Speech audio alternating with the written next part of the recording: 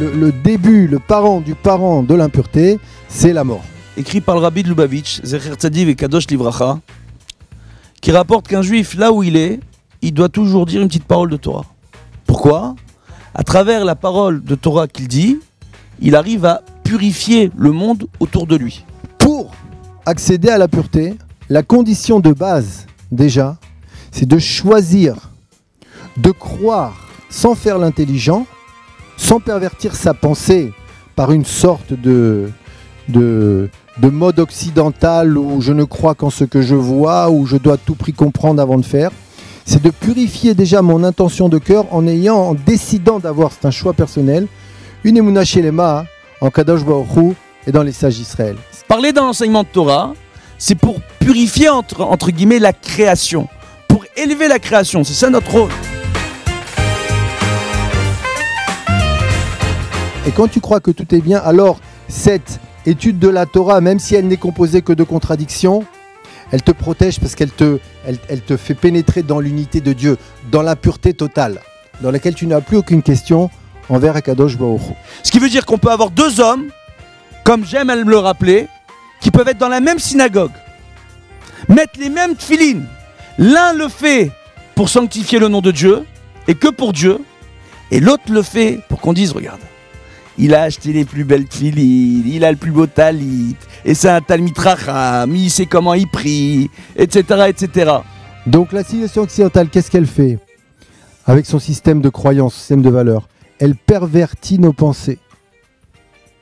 Et en pervertissant nos pensées, elle pervertit notre cœur. Elle nous fait être habités par des midot raot, des mauvais traits de caractère.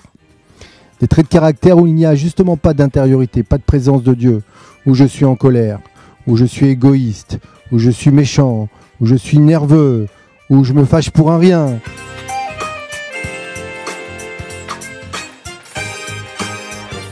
C'est quoi la véritable pureté? L'équilibre entre le cœur et les pensées. Le cœur, ce sont les pulsions animales. Il y a au début une impulsion qui provient du cœur, là où se trouve le libre arbitre, c'est-à-dire le combat entre le Yetzer Hatov et le Yetzer Hara, où le juif se laisse aller à un mauvais choix. Une fois qu'il se laisse aller à un mauvais choix, il ouvre la porte. Il ouvre la porte à l'entrée de valeurs qui viennent le pervertir. Que nos envies ne deviennent qu'une envie de faire la Torah. Que devienne, pour seule réflexion, le réflexe de vouloir être dans la Kedusha. Et la Khamim te disent, tu veux connaître tes défauts? Vois les défauts qui te dérangent chez les autres. Ne te prends pas la tête, la vie est un livre ouvert.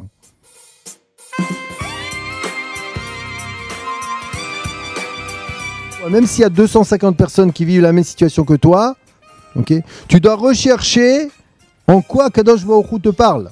On voit en réalité qu'une mitzvah, au moment où on veut la faire, il faut vraiment la faire lishma. Pour le seul nom, non pas de Dieu, mais de la Torah. Et pourquoi pour le monde éternel, pourquoi pour l'essentiel, tu ne le fais pas cet effort? Parce que Esav, il est venu, il t'a dit, tu vas mourir, qu'est-ce que tu crois? Et puis aussi, tu dois t'introspecter, parce que le tu vas mourir d'Esav, qui voulait dire éclate-toi, il t'a attiré aussi un petit peu. Et que notre véritable tikkun dans ce monde, c'est d'arriver à surmonter notre gourmandise, notre instinct. C'est ça le tikkun.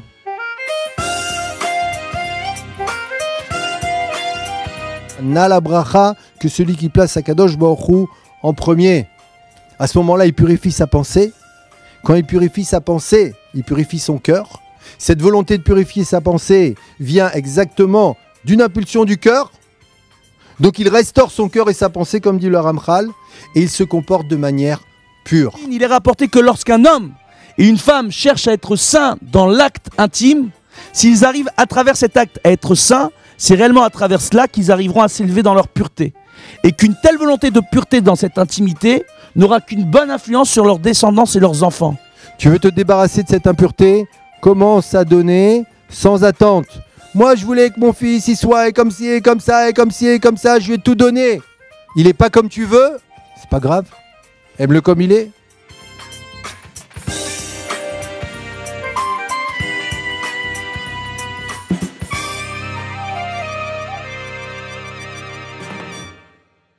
Tu dois puiser au fond de toi-même cette pureté originelle qui existe en toi. Lève Taor Berali Elohim, elle est en toi. Mais c'est toi qui dois aller la chercher. Dieu ne fera pas ce travail à ta place. C'est ton travail à toi. Dieu il t'appelle. Dieu il veut de toi. Bonsoir. Alors, Birshut Rav, Rav Eliyahu Chaviv, Baruch Hashem, Birshut Kal Kadosh. On va, Bezrat Hashem, voir ce soir ensemble un point important, dit la pureté, Tahara, dans le judaïsme. C'est une idée qui est développée par le Ramchal, Rabbi Moshe Chaim Lusato, Zecher Tzadik Vekadosh Livracha, qui est un homme très particulier, premièrement. Il faut arriver à comprendre qui était le Ramchal. Il faut savoir que le Ramchal, à son époque, déjà très jeune, il s'est fait remarquer pour ses connaissances en Kabbalah. À un tel point que les grands maîtres de l'époque sont venus et ont demandé, voyant ses grandes connaissances, on passait un accord avec son maître pour lui demander de ne pas parler de la venue messianique en public. Pour quelle raison? Le Ramchal expliquait que pour faire venir Mashiach, il fallait étudier la Kabbalah. Il fallait étudier le Zohar et la Kabbalah. Maintenant, c'était très mal vu. Pour quelle raison? Parce que dans ces périodes-là, on a connu, malheureusement, plusieurs faux messies. Et ils avaient peur qu'un tel mouvement engendre de nouveau un faux messie.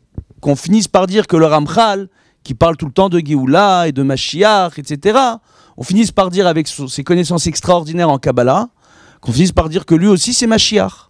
Donc il y a eu un accord qui est passé entre lui et ses maîtres pour qu'il puisse enseigner la Torah de la Kabbalah qu'à un groupe restreint d'élèves. Faut expliquer, Baruch Hashem, que le Ramchal, il est rapporté que c'était le Gilgoul de Rabbi Akiva. Oh. Quand on va aujourd'hui à Tveria, on peut aller sur la tombe du Ramchal. Et on voit que juste à côté de la tombe du Ramchal, il y a la tombe de Rabbi Akiva. Pour quelle raison? Tout simplement, on voit que Baruch Hashem, aujourd'hui, tout le Talmud, la loi orale, découle de l'enseignement des 5 élèves de Rabbi Akiva qui étaient les moins brillants. On va citer quelques noms que vous connaissez, 2, pour donner un exemple, qui étaient les moins brillants parmi les 24 000 élèves de Rabbi Akiva. Rabbi Shimon Bar Yochai et Rabbi Meir Baal Hanes. C'était les moins brillants. Ils faisaient partie des moins brillants. Il faut bien comprendre. C'est comme ça que le rapporte le Talmud. On voit qu'on est durant la période du Homer, période de fête normalement, célébrée dans la Torah. Il y a eu une takana à l'époque de Rabbi Akiva, donc à l'époque du 12e temple, où cette période a été rendue par le Sanhédrin, une période de deuil. Donc une telle takana aujourd'hui ne pourrait être annulée que par un beddin aussi grand en nombre ou en sagesse, tel que le rapporte la règle dans le Talmud. Le problème aujourd'hui, c'est qu'on n'a plus de Sanhédrin. Donc une telle takana, elle est un peu difficile, cette période de deuil, elle est un peu difficile à annuler, ce qui explique la grande mahloket autour du Yom Ha'atzmaut qui tombe durant la période du Homer. On ne va pas rentrer dans la mahloket. Moi, personnellement, pour me sortir de cette mahloket, le matin, chaque année, ça fait 5 ans. C'est pas parce que je suis tunisien, j'ai pas fait exprès. Je vous assure que réellement, c'est la 5e année. Baruch Hashem, ça fait 5 ans, Baruch Hashem, que tous les matins à Shacharit, je fais Sioum du Shulchan Aruch et du Rambam, le jour de Yom Ha'atzmaut. Comme ça, on n'est pas obligé, durant la tfila, de faire les tachanonim, Baruch Hashem, et je m'arrange pour remercier Akadosh Baruch Hu et faire le Hallel sans bracha. C'est mon problème à moi. D'accord, j'habite à Bnei Brak, c'est mon problème à moi. C'est comme ça pour me sortir de la marloquette. Baruch Hashem, bien sûr le Hallel, je le fais sans bracha. Comme c'est rapporté par le Rav Ovadia Yosef et un grand nombre de poskim, comme on le sait le Rav Mordechai Eliyahu Zecher Tzadik Kadosh Livracha, qui était à la tête du Mafdal, du parti du Bnei Akiva, qui est l'ancêtre, entre guillemets, du Beit HaYehudi d'aujourd'hui. Donc, on voit que lui-même, il évitait de faire le Hallel en public et il évitait de le faire avec bracha, lui-même, pour se sortir de la marloquette en question. Donc, ça c'est pour expliquer. Et à Mincha, je fais Sioum Hachas, chaque année. Baruch Hashem. Donc on fait un grand Sioum chaque année avec une grande Siouda. Et encore une fois, à Mincha, donc on fait une grande Siouda, pas de Tachanounim, pas de souci. Baruch Hashem, pour se sortir de la marloquette. Donc, on voit par rapport à ça que Baruch Hashem, on voit donc qu'on est dans une période qui est très particulière, la période du Homer qui est devenue une période de deuil, à cause du décès des élèves de Rabbi Akiva. Le Ramchal, on rapporte que c'est le Gilgoul de Rabbi Akiva. Pourquoi Rabbi Akiva, il nous a enseigné dans le pshat, dans le sens littéral, toute la loi juive, la loi orale aujourd'hui, qui nous a été donnée sur le mont Sinaï par Moshe Rabbeinu, d'accord, qui a été transmise à Moshe Rabbeinu de la bouche de Dieu. Cette loi orale-là, elle s'est oubliée à plusieurs reprises dans le clan Israël, et à un moment donné, après la mort des 24 000 élèves de Rabbi Akiva, le Talmud nous enseigne que le clan Israël, sous le traumatisme d'un enterrement durant une période de 34 jours, d'accord, où chaque jour, donc les 34 premiers jours du Homer, où chaque jour il y a une lévaïa, faites votre compte, 24 000 lévaïotes en 34 jours. Essayez d'imaginer, dans la même ville, chaque jour, le nombre de lévaïotes que ça faisait. Le nombre de familles frappées dans Jérusalem, lorsqu'on enterrait plus de 800 Talmidei Chachamim par jour. Si je ne me trompe pas, parce que je ne suis pas très fort en maths. Maintenant, qu'est-ce qu'on voit? On voit que le Ramchal, lui en réalité, il est rapporté qu'il est revenu dans ce monde avec la Chochma de Rabbi Akiva pour compléter le travail de Rabbi Akiva. Rabbi Akiva, lui, il nous a enseigné le pshat. D'accord? Il nous a enseigné un peu le remez. Il nous a enseigné la dracha, mais il ne nous a pas enseigné le sod. Donc il nous a enseigné dans ce qu'on appelle le pardes, le joli chant de la Torah. D'accord? Le chant comme un chant de pommes. En réalité, pas comme une chanson. Et on voit en réalité qu'il nous a enseigné le sens littéral de la Torah à travers la loi juive. Il nous a entraîné le remez, l'allusion que peut faire un enseignement à un autre allusion, à un autre enseignement, la dracha, donc la morale qu'il en ressort, les enseignements qu'on peut en faire, en mettant en rapport une étude avec une autre. Mais il ne nous a pas enseigné le sod. Donc Rabbi Akiva, on n'a pas réellement d'enseignement de Kabbalah de sa part, de secret de la Torah. Le sens ésotérique de Rabbi Akiva et de sa Torah, on ne l'a pas connu. Donc, raison pour laquelle Akadosh Baruch Hu l'a renvoyé dans ce monde sous la forme du Ramchal, pour que le Ramchal lui vienne, à travers l'enseignement de la Kabbalah, nous dévoiler la Torah de Rabbi Akiva dans la Kabbalah. C'est quelque chose de très fort.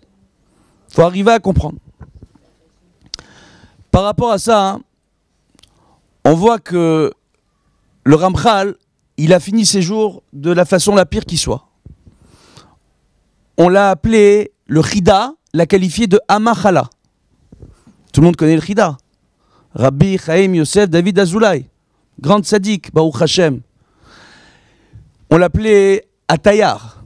D'accord? Pourquoi? Parce qu'il passait son temps de voyager de pays en pays. Il a un carnet de voyage extraordinaire qu'on appelle Masaot Achida, où il nous explique, dans tous les pays où il a voyagé, les différentes coutumes, les différents minagim. Il a commencé à faire un grand trait d'union entre le monde ashkénaze et le monde séfarade, vu que son père était d'origine espagnole, marocaine, et que sa mère était d'origine ashkénaze. Sa mère était la fille d'un grand admour. Donc, on voit Baruch Hashem que le Chida lui-même est sorti contre le Ramchal. Oh, il a appelé Amachala, qui est un anagramme entre guillemets du Ramchal. Donc il a appelé la maladie, en réalité. Pour quelle raison? Parce que les gens, quand ils se sentent attachés à l'enseignement du Ramchal, au lieu de chercher à voir que le pshat, ils sont surtout attachés qu'au sod. Donc les gens aiment bien sauter les étapes en réalité. C'est ça le problème. Le Ramchal était en rien responsable de cela. Aujourd'hui, on voit beaucoup de gens qui aiment beaucoup étudier la Torah de la Kabbalah. Il y a même à ce qu'il paraît une station radio, il y a même une chaîne de télévision. Une fois, j'ai regardé, j'ai rigolé. Excusez-moi, hein, je suis désolé. J'ai rigolé parce que c'était marrant ce qu'ils racontaient là-bas. Vraiment. Hein. Mais là, on voit qu'ils étaient très très loin de la véritable Chochma qui est enseignée par les grands maîtres de la Kabbalah, les Yeshivat de Bethel. Donc, on voit, Baruch Hashem, que les gens, ils ont tendance, malheureusement, à vouloir s'attacher au secret, sans passer par les étapes qu'il faut. C'est-à-dire, je vous explique les étapes. Hein. On apprend la Torah, on apprend les livres des prophètes, les Nevi'im, les Ketuvim, donc les hagiographes, d'accord? Et après, on apprend la Mishnah, la Gemara, la Halacha. Donc, on passe par la base, avant d'arriver directement à la Kabbalah. Aujourd'hui, les gens, ils connaissent toutes les ségoulottes de la planète, Alpi Kabbalah. Quand ils ont un problème, ils cherchent le kabbaliste. Malheureusement, durant ces dernières années, on voit qu'avec les kabbalistes, on a eu énormément de problèmes. Il faut se méfier de ce qu'on appelle un kabbaliste aujourd'hui. Il a été rapporté par le Rav Mordechai Eliyahu Zecher Tzadik Vekadosh Livracha. J'ai eu le mérite d'approcher ce Tzadik un petit peu de près. Il nous a dit le dernier grand kabbaliste qui faisait de la Kabbalah Mahasit, c'était le Rav Kadouri. Après Baba Saleh, c'était Rav Kadouri. Rav Kadouri est parti, il n'y a plus de Mekoubalim, c'est fini. Rav Ben Sion Abba Shaoul, Zecher Tzadik Vekadosh Livracha, un grand Talmid Chacham, un très grand kabbaliste. Il vient, il nous rapporte ce que les gens ne savent pas. C'est un grand possèque et un grand kabbaliste, le Rav Ben Sion Abba Shaoul. Il nous rapporte la même chose. Il n'y a plus de kabbalistes qui sont capables de faire des miracles aujourd'hui. Aujourd'hui, Baruch Hashem, il y a Anashim Shechaim Alpi Kabbalah. Kabbalah Tchekim, Kabbalah Mezoumanim. Donc il y a des gens qui vivent Alpi Kabbalah. La Kabbalah, c'est recevoir. Normalement, c'est recevoir de maître en élève. Mais c'est des gens qui reçoivent les chèques, l'espèce, les virements bancaires. Donc il faut faire très attention. En réalité, aujourd'hui, il faut se rattacher à son Rav. Il faut se rattacher à sa Kihila. Il faut se rattacher au Pshat. Dans le Ramchal, on va essayer de voir ça, Bezrat Hashem. Et je vais terminer sur ce point-là. On connaît le Ramchal comme étant un des grands Baalei Moussar.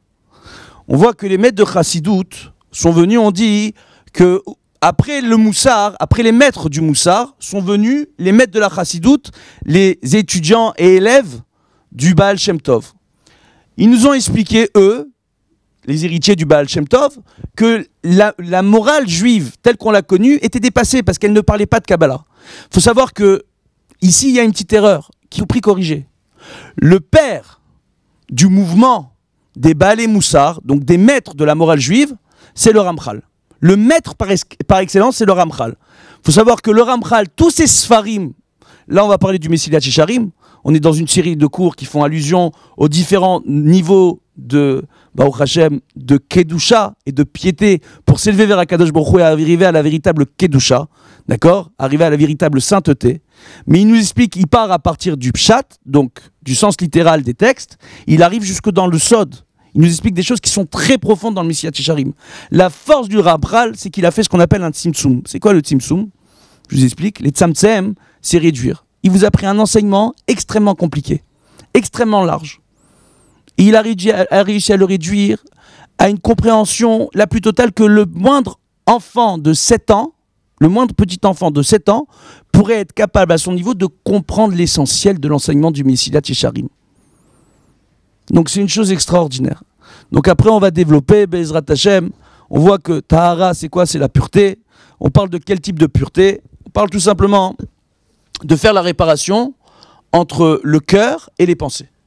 Donc en réalité entre nos envies, nos instincts et nos pensées.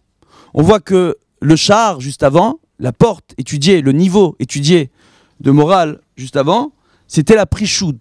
Alors ils appellent ça l'excès en bon français. D'accord? C'est en réalité se séparer, d'accord, du monde matériel, de prendre du monde matériel uniquement le minimum dont on a besoin. Ne pas attacher trop d'importance au monde matériel. Comme disait ma grand-mère, Zecher Tzadika, Vukdusha Livracha, Marat, j'adore dire son nom, ma grand-mère, excusez-moi, hein, Marcel, Hamsha Anousha, c'est-à-dire Bat Rachel. On voit, elle adorait dire une chose extraordinaire, extraordinaire, extraordinaire. Elle disait les gens, ils sont capables de manger de la pierre pour se mettre de la pierre au-dessus de leur tête. Vous connaissez cette expression judo-arabe? Une expression extraordinaire. Les gens mangent de la pierre pour se mettre la pierre au-dessus de leur tête. Pour payer leur maison, ils vont pas se nourrir, ils vont pas nourrir leurs enfants. Tellement ils sont attachés au matériel. Tellement c'est important d'avoir la belle maison, d'avoir la belle voiture. On va faire aujourd'hui des crédits. Aujourd'hui, moi, j'ai vu des jeunes qui viennent me voir en France.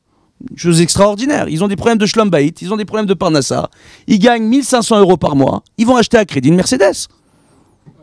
Et ça passe. Et ça passe. Et ça passe, malheureusement. C'est pas tout le monde. Il y en a quelques-uns. Et après, on dit les Juifs, ils sont riches. Il n'y a pas des riches. Il y en a, Dieu bénisse pour eux. On voit comme ça, Baruch Hashem, qu'on va essayer de voir ensemble, réellement, comment arriver à ce niveau de pureté. Et ça va être avec un très grand plaisir que je vais céder la parole à mon ami, le Rav Eliyahu Chaviv. Merci beaucoup. Merci. Donc, avec la permission de Rabbi Chaim Ishai, on va donc, après cette parfaite introduction, rentrer dans le vif du sujet. Et donc, on va parler donc de la Tahara.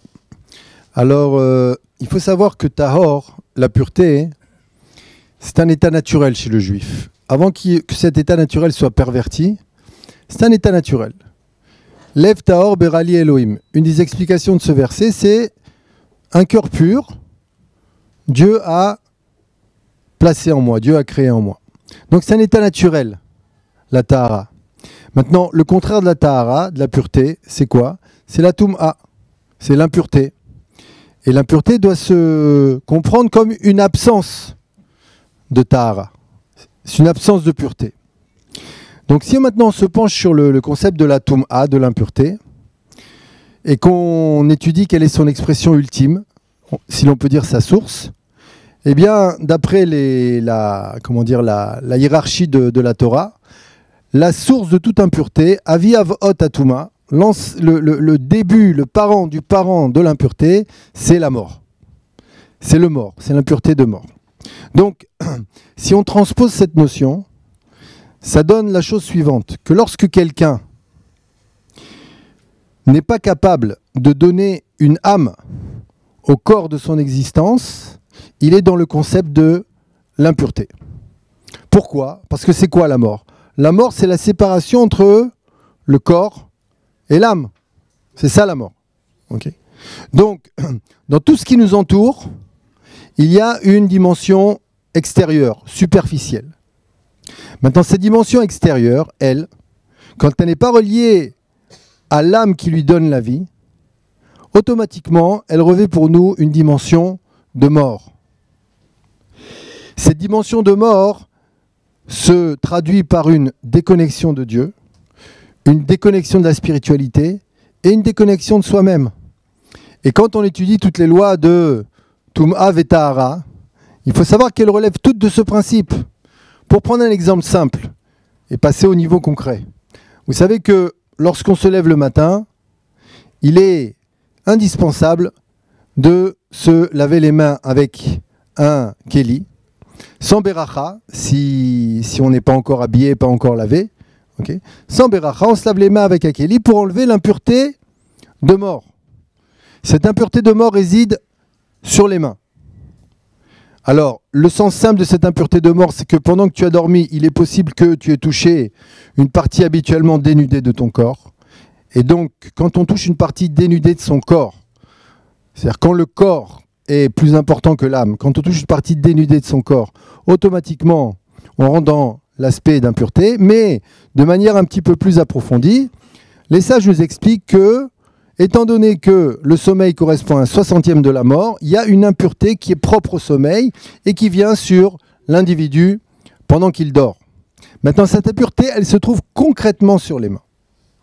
Sauf que, comme c'est des lois spirituelles, et que les lois spirituelles ne sont pas visibles à l'œil nu, comme c'est des lois spirituelles, okay, si on n'y fait pas attention, alors qu'est-ce qu'on fait ? On se lève le matin, et on a les mains impures. Mais dans cette impureté, si on ne l'enlève pas avec de l'eau qui est bien sûr une allusion à la Torah, où est-ce qu'elle se propage ? Eh bien, je vais m'essuyer les yeux, je vais toucher ma bouche, je vais me gratter l'oreille, quand personne me regarde, je vais mettre le doigt dans le nez. Okay ? Qu'est-ce que je suis en train de faire ? Je suis en train d'empêcher mes sens. L'ouïe, la vue, l'odorat, la bouche, le goût. Je suis en train d'empêcher mes sens d'être ouverts à la spiritualité présente en ce monde. Je suis en train de les bloquer. Parce que qu'est-ce qui relie mon cerveau à ce monde matériel ? Essentiellement les sens. Et les sens me relient à ce monde matériel. Donc ma relation avec ce monde matériel passe par l'intermédiaire des sens, ça va jusqu'au cerveau. Et le cerveau est, comme dit Rabbi Nachman, un sechel ou un neshama. Le cerveau est l'écrin de la neshama. Et quand je ne respecte pas les lois de pureté et d'impureté, je crée un blocage. Sans m'en apercevoir, eh ben aujourd'hui, j'ai pas envie de me lever, j'ai pas envie d'étudier la Torah me semble être une contrainte, j'ai pas tellement envie de... Simplement parce que je ne respecte pas les lois de Netilat Yadayim. Ça, c'est d'un point de vue concret. Et donc, je nous engage à tous, okay, à bien faire attention, à respecter toutes les lois de pureté et d'impureté. Cela s'apprend et c'est source de bénédiction. C'est source de bénédiction, comme on verra un peu plus tard. Comme disent les Chachamim, par exemple, celui qui met beaucoup d'eau sur les mains, quand il fait Netilat Yadayim, notamment avant d'aller manger, okay, il se rajoute des bénédictions matérielles. Et on va Bezrat Hashem essayer de comprendre comment.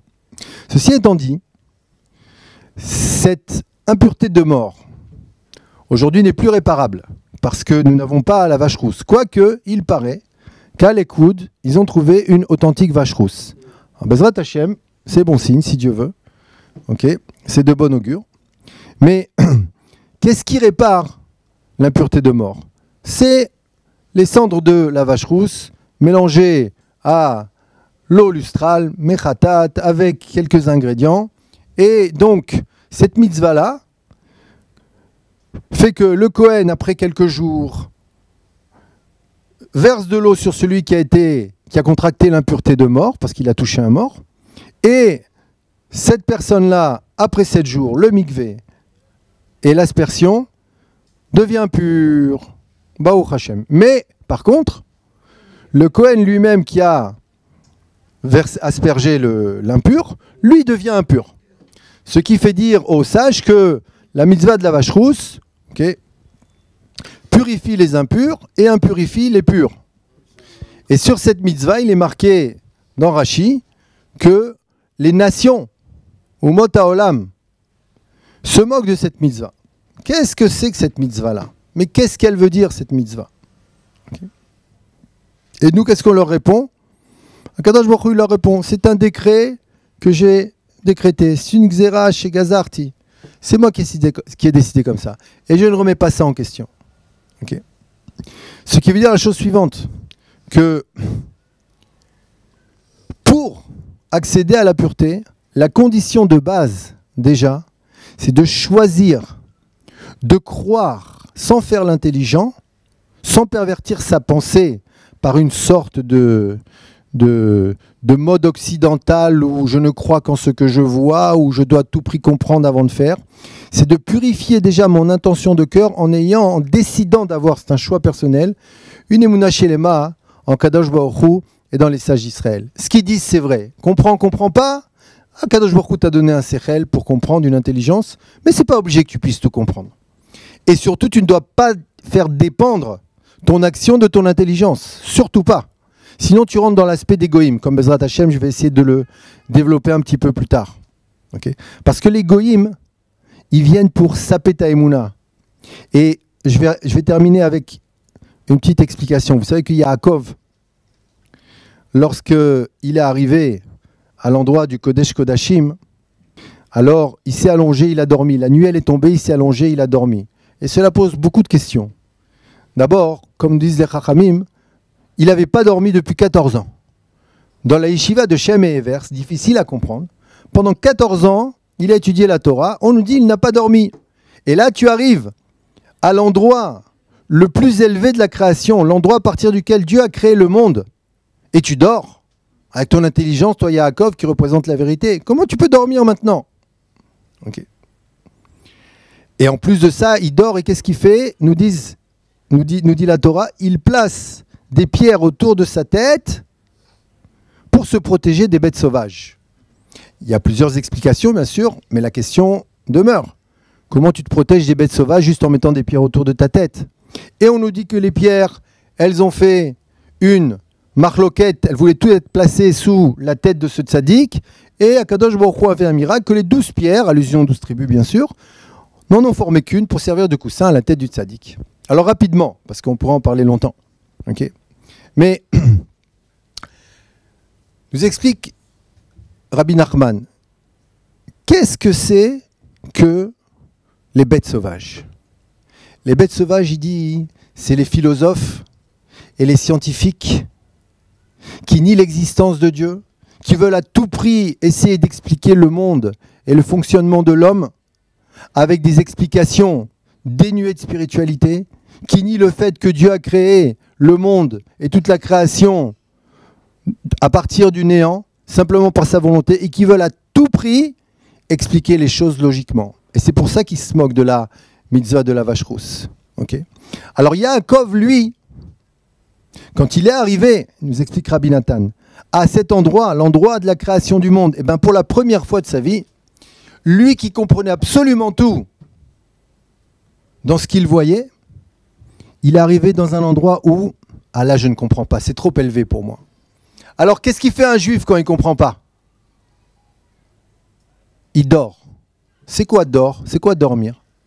La guide baboker chasdecha vemunatra baleilot. Il y a un moment où tu dois mettre tes capacités intellectuelles de côté et te reposer uniquement sur la Emouna, qui est le concept de la nuit. Emunatra balelot. Okay. Et c'est ce qu'a fait Yaakov. Et c'est quoi ces bêtes sauvages donc dont il voulait se protéger? Ces bêtes sauvages dont il voulait se protéger, c'était justement ces pensées qui venaient lui dire non, explique, vas-y, trouve la solution. Okay. T'es intelligent, vas-y, explique, sois logique, sois plus fort. Yaakov, il a dit non. Maintenant, les 12 pierres, c'est quoi les 12 pierres? C'est les 12 tribus, mais elles étaient en marloquette. À quoi fait allusion cette marloquette? Ça fait allusion à l'étude de la Torah orale. L'étude de la Torah orale, qui n'est composée que de marloquettes. Regardez comme la sagesse juive, elle est puissante. On ne vient pas avec un plan 1, 2, 3, 4, 5, 6, 7, 8, 9, 10. On recherche la vérité, on va à l'halakha, mais même dans l'halakha, quand tu lis la loi elle-même, on voit qu'il y a des opinions différentes. Les controverses subsistent, mais ça ne nous dérange pas. Pourquoi? Parce que Elou Velou divrei Elohim Chaim. Le juif, il dit, ils ne sont pas d'accord, ça ne me dérange pas. Tous sont les paroles du Dieu divin. Maintenant, qu'est-ce que je dois faire? J'ai un rave, j'ai une origine. Je dois m'attacher à ça pour agir, mais dans le respect total de l'autre.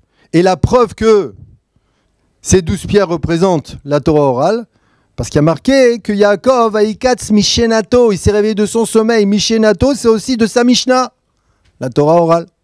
Okay. Et donc c'est comme ça qu'il a été protégé des bêtes sauvages, Yaakov. Parce qu'il a décidé, Be'emuna Shelema, de croire dans Akadosh Baruch Hu, de croire que tout est bien. Et quand tu crois que tout est bien, alors cette étude de la Torah, même si elle n'est composée que de contradictions, elle te protège parce qu'elle te fait pénétrer dans l'unité de Dieu, dans la pureté totale, dans laquelle tu n'as plus aucune question envers Akadosh Baruch Hu.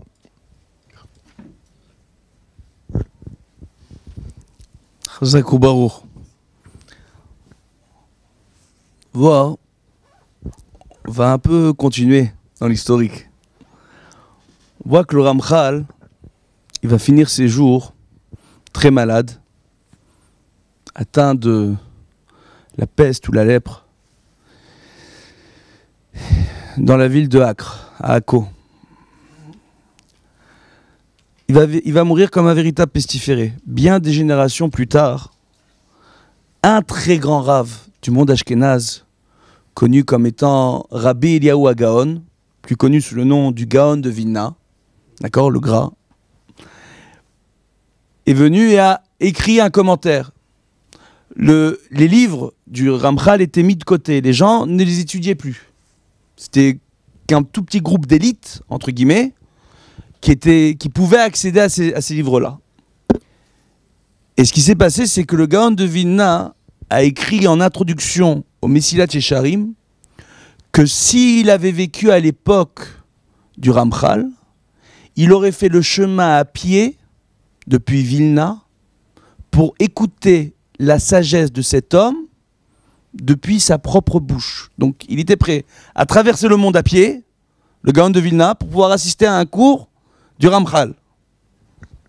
Déjà, on voit le niveau du Gaon de Vilna, Baruch Hashem, qu'on ait tous le même désir d'être prêt à traverser le monde à pied pour écouter un cours de Torah. Alvaï. On voit que le Ramchal enseigne une chose extraordinaire dans le palier de la pureté, dans le Mesilat Yesharim. Il nous explique que dans toutes nos actions, on doit chercher à se relier à Kadosh Baruch Hu. Il y a un Yom Yom, écrit par le Rabbi de Lubavitch, Zecher Tzadiv et Kadosh Livracha, qui rapporte qu'un juif, là où il est, il doit toujours dire une petite parole de Torah. Pourquoi? À travers la parole de Torah qu'il dit, il arrive à purifier le monde autour de lui. C'est une force extraordinaire. Mieux que ça, il y a un enseignement fantastique, Baruch Hashem, que j'aime bien rappeler. On voit que les Juifs, là où ils ont vécu en dehors d'Israël, ils ont tous eu pour réflexe de développer leur propre langage. Ce qui veut dire, bien qu'ils étudiaient la Gemara en araméen, et bien que tous connaissaient le Lashon HaKodesh du Chumash, Baruch Hashem, ils comprenaient tous les versets de la Torah, ils ont tous développé un langage particulier.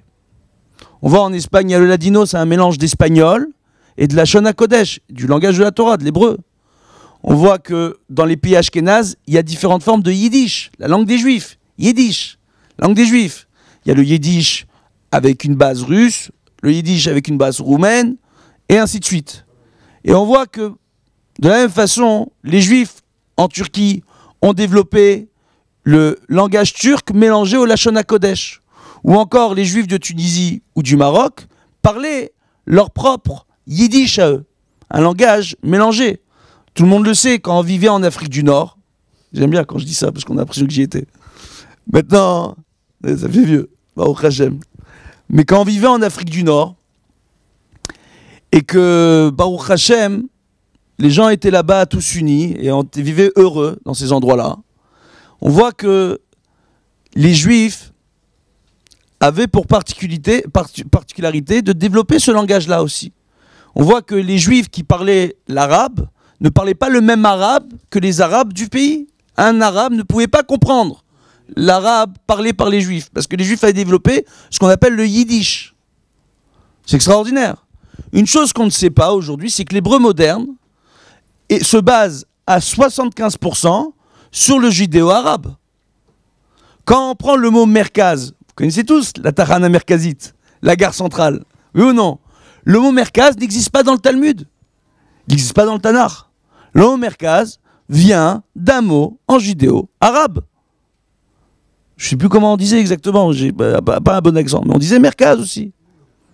Donc, on voit en réalité qu'il y a énormément de mots comme ça qui ont été employés. Quand on a construit l'hébreu, on a pris un peu des mots d'un peu partout pour adapter l'hébreu de la Torah au temps moderne. Maintenant, ce qu'on voit, pour en revenir à notre idée, pour quelles raisons les Juifs dans chaque pays avaient tendance et avaient cette drôle de coutume, là où ils étaient, de parler la langue du pays mélangée au langage de la Torah. Tout simplement, la Kabbalah nous rapporte au nom de Rabbi Shimon Bar Yochai que de parler le langage de la nation où on vit.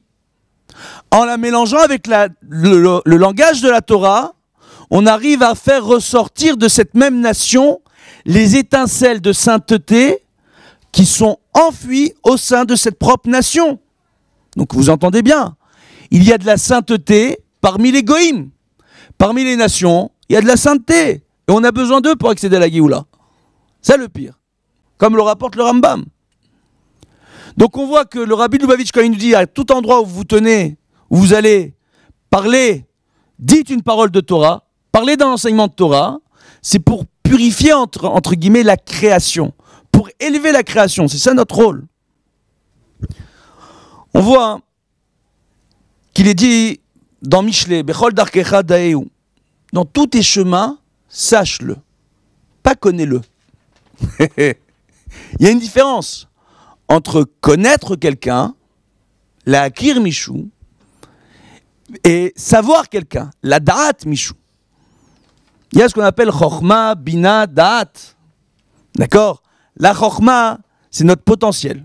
La bina, c'est notre compréhension, c'est ce qu'on en fait. Durant la période du Homer, il faut savoir qu'on se prépare à avoir la bina et que le jour de Shavuot, qui conclut la période du Homer, c'est un jour où on est jugé sur notre bina, sur notre niveau de compréhension pour accéder au savoir de la Torah. Et comment on va réussir à régler nos problèmes dans l'année en cours en fonction de notre niveau intellectuel, en rapport avec notre étude de la Torah. Tout le monde le sait qu'en Corée aujourd'hui, on a imposé dans le programme national l'étude du Talmud. Vous êtes au courant que les Coréens ils l'ont fait? Vous êtes tous au courant? Vous n'êtes pas au courant? Les Coréens ont fait une étude logique où ils se sont rendus compte, excusez-moi de le dire, que Ben Porat Yosef, il y avait énormément de prix Nobel parmi un tout petit peuple, les Juifs, en matière de pourcentage. Par rapport au nombre de non-Juifs dans le monde, il y a un pourcentage élevé, proportionnellement, de Juifs qui ont reçu le prix Nobel. Il n'y a pas eu plus de Juifs qui ont reçu le prix Nobel que des non-Juifs, c'est pas ça qu'on est en train de dire, parce que c'est pas vrai. Mais il y a un pourcentage élevé par rapport au nombre de Juifs dans le monde, de Juifs qui ont reçu le prix Nobel. Ils ont établi clairement que c'était sans doute dû à la transmission orale des Juifs et des pères de ces prix Nobel, qui eux-mêmes peut-être n'ont pas étudié le Talmud, mais du fait que leurs pères aient développé leur intellect à travers l'étude de la Torah, ça a développé leur intellect. Ils sont mis à demander aux enfants d'étudier le Talmud dans le programme scolaire. En Corée du Sud. C'est extraordinaire quand même. C'est-à-dire, nous ici, on est en train, en Israël, on est en train de se poser la question si les enfants Birklal, ils peuvent ou pas étudier le Tanakh. Donc la Torah, les Nivim et les Ketuvim, à l'école nationale ici. Alors que les Coréens qui ne sont pas juifs, ils étudient la Gemara. Pourquoi? On le sait très bien. Tout le monde le sait. Une personne, plus elle avance dans l'âge, si elle a une activité intellectuelle, si elle s'occupe, elle arrive à se protéger de la sénilité. Une personne qui devient, entre guillemets, inactive, qui n'a plus d'activité, elle commence à devenir sénile. Qu'est-ce qui protège les gens de la sénilité? L'activité. L'activité physique et surtout l'activité cérébrale.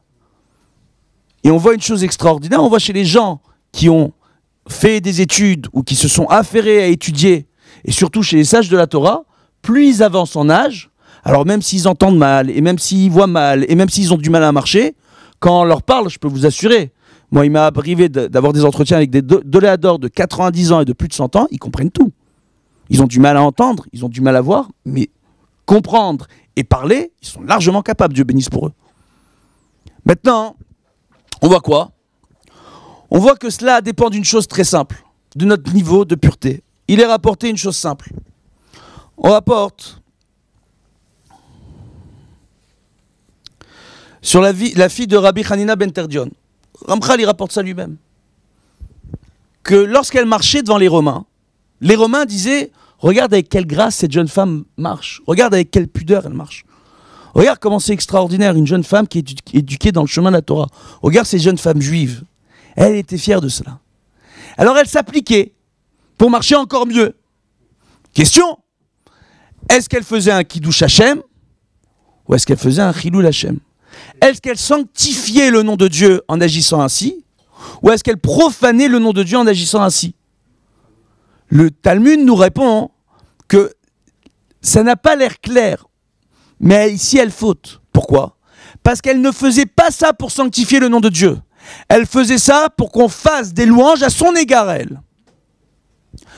Le Ben Ishraï rapporte au nom du Talmud qu'une misva sans kavana, donc une ordonnance divine, une action qui nous a été ordonnée par Dieu ou par nos rabbanim, qui est accomplie sans attention, qu'est gouf bli neshama, c'est comme un corps sans âme.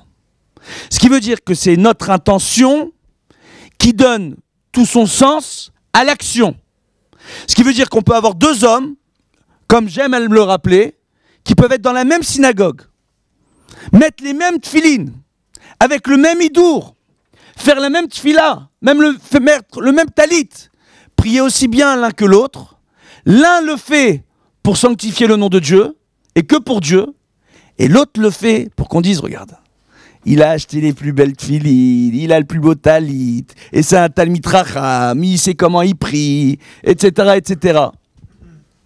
Quand j'étais à la yeshiva, mon rosh yeshiva nous rappelait une chose extraordinaire. Il dit, quand vous deviendrez rabbanim, il nous a fait une bracha dans sa yeshiva, que Ben Porat Youssef de cette yeshiva là-bas, se sont sortis beaucoup de rabbanim, réellement.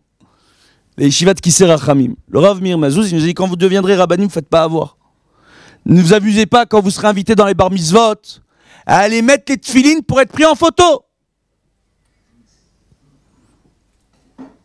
Vous n'êtes plus dans la mitzvah. Ne vous amusez pas, on a une coutume là-bas de recouvrir notre filine avec le talit. Ne vous amusez pas à découvrir votre filine pour montrer comment vous mettez votre filine et quel type de filine vous avez. Et si vous mettez une ou deux paires de filines en même temps, vous amusez pas à faire ça. Il nous avertissait le Rav Mir Mazouz. Faire attention à ça. Cherchez une photo du Rav Mir Mazouz avec talit et filine. Très dur à trouver. Le Rav Inoun Khouri, je pense que vous avez entendu parler de lui, c'était le fils de Rabbi Chaim Khouri. On lui a couru après, pour arriver à lui faire une photo avec les tfilines. Dès qu'il voyait un appareil de photo qualité avec ses tfilines, il se sauvait. Il disait, mais pourquoi? Il dit, parce que si après, quand je vais voir la photo, je dis, ah, qu'est-ce que je suis beau avec mes tfilines, peut-être que la misva, rétroactivement, on va me l'annuler. D'où ça lui vient une chose pareille? Comment rétroactivement on peut annuler une misva? Alors on va appeler une petite halakha. Sympa. Selon Maran Achida, d'accord? Donc selon le Chida, une personne il y a une marloquette dans la Gemara. Est-ce que le compte du Homer, c'est qu'une seule misva où il faut compter 7 semaines complètes, d'accord? Donc, Sheva Shabbatot Temimot, comme on le dit, d'accord? Est-ce qu'on doit compter 7 semaines complètes et le fait d'avoir compté les 7 semaines en comptant chaque jour, c'est qu'une seule et même misva? Ou est-ce que chaque jour, c'est une misva séparée de l'autre? Selon le Chida, il va selon le Man de Hamar, selon l'avis qui nous dit que tout le compte du Homer n'est qu'une seule misva.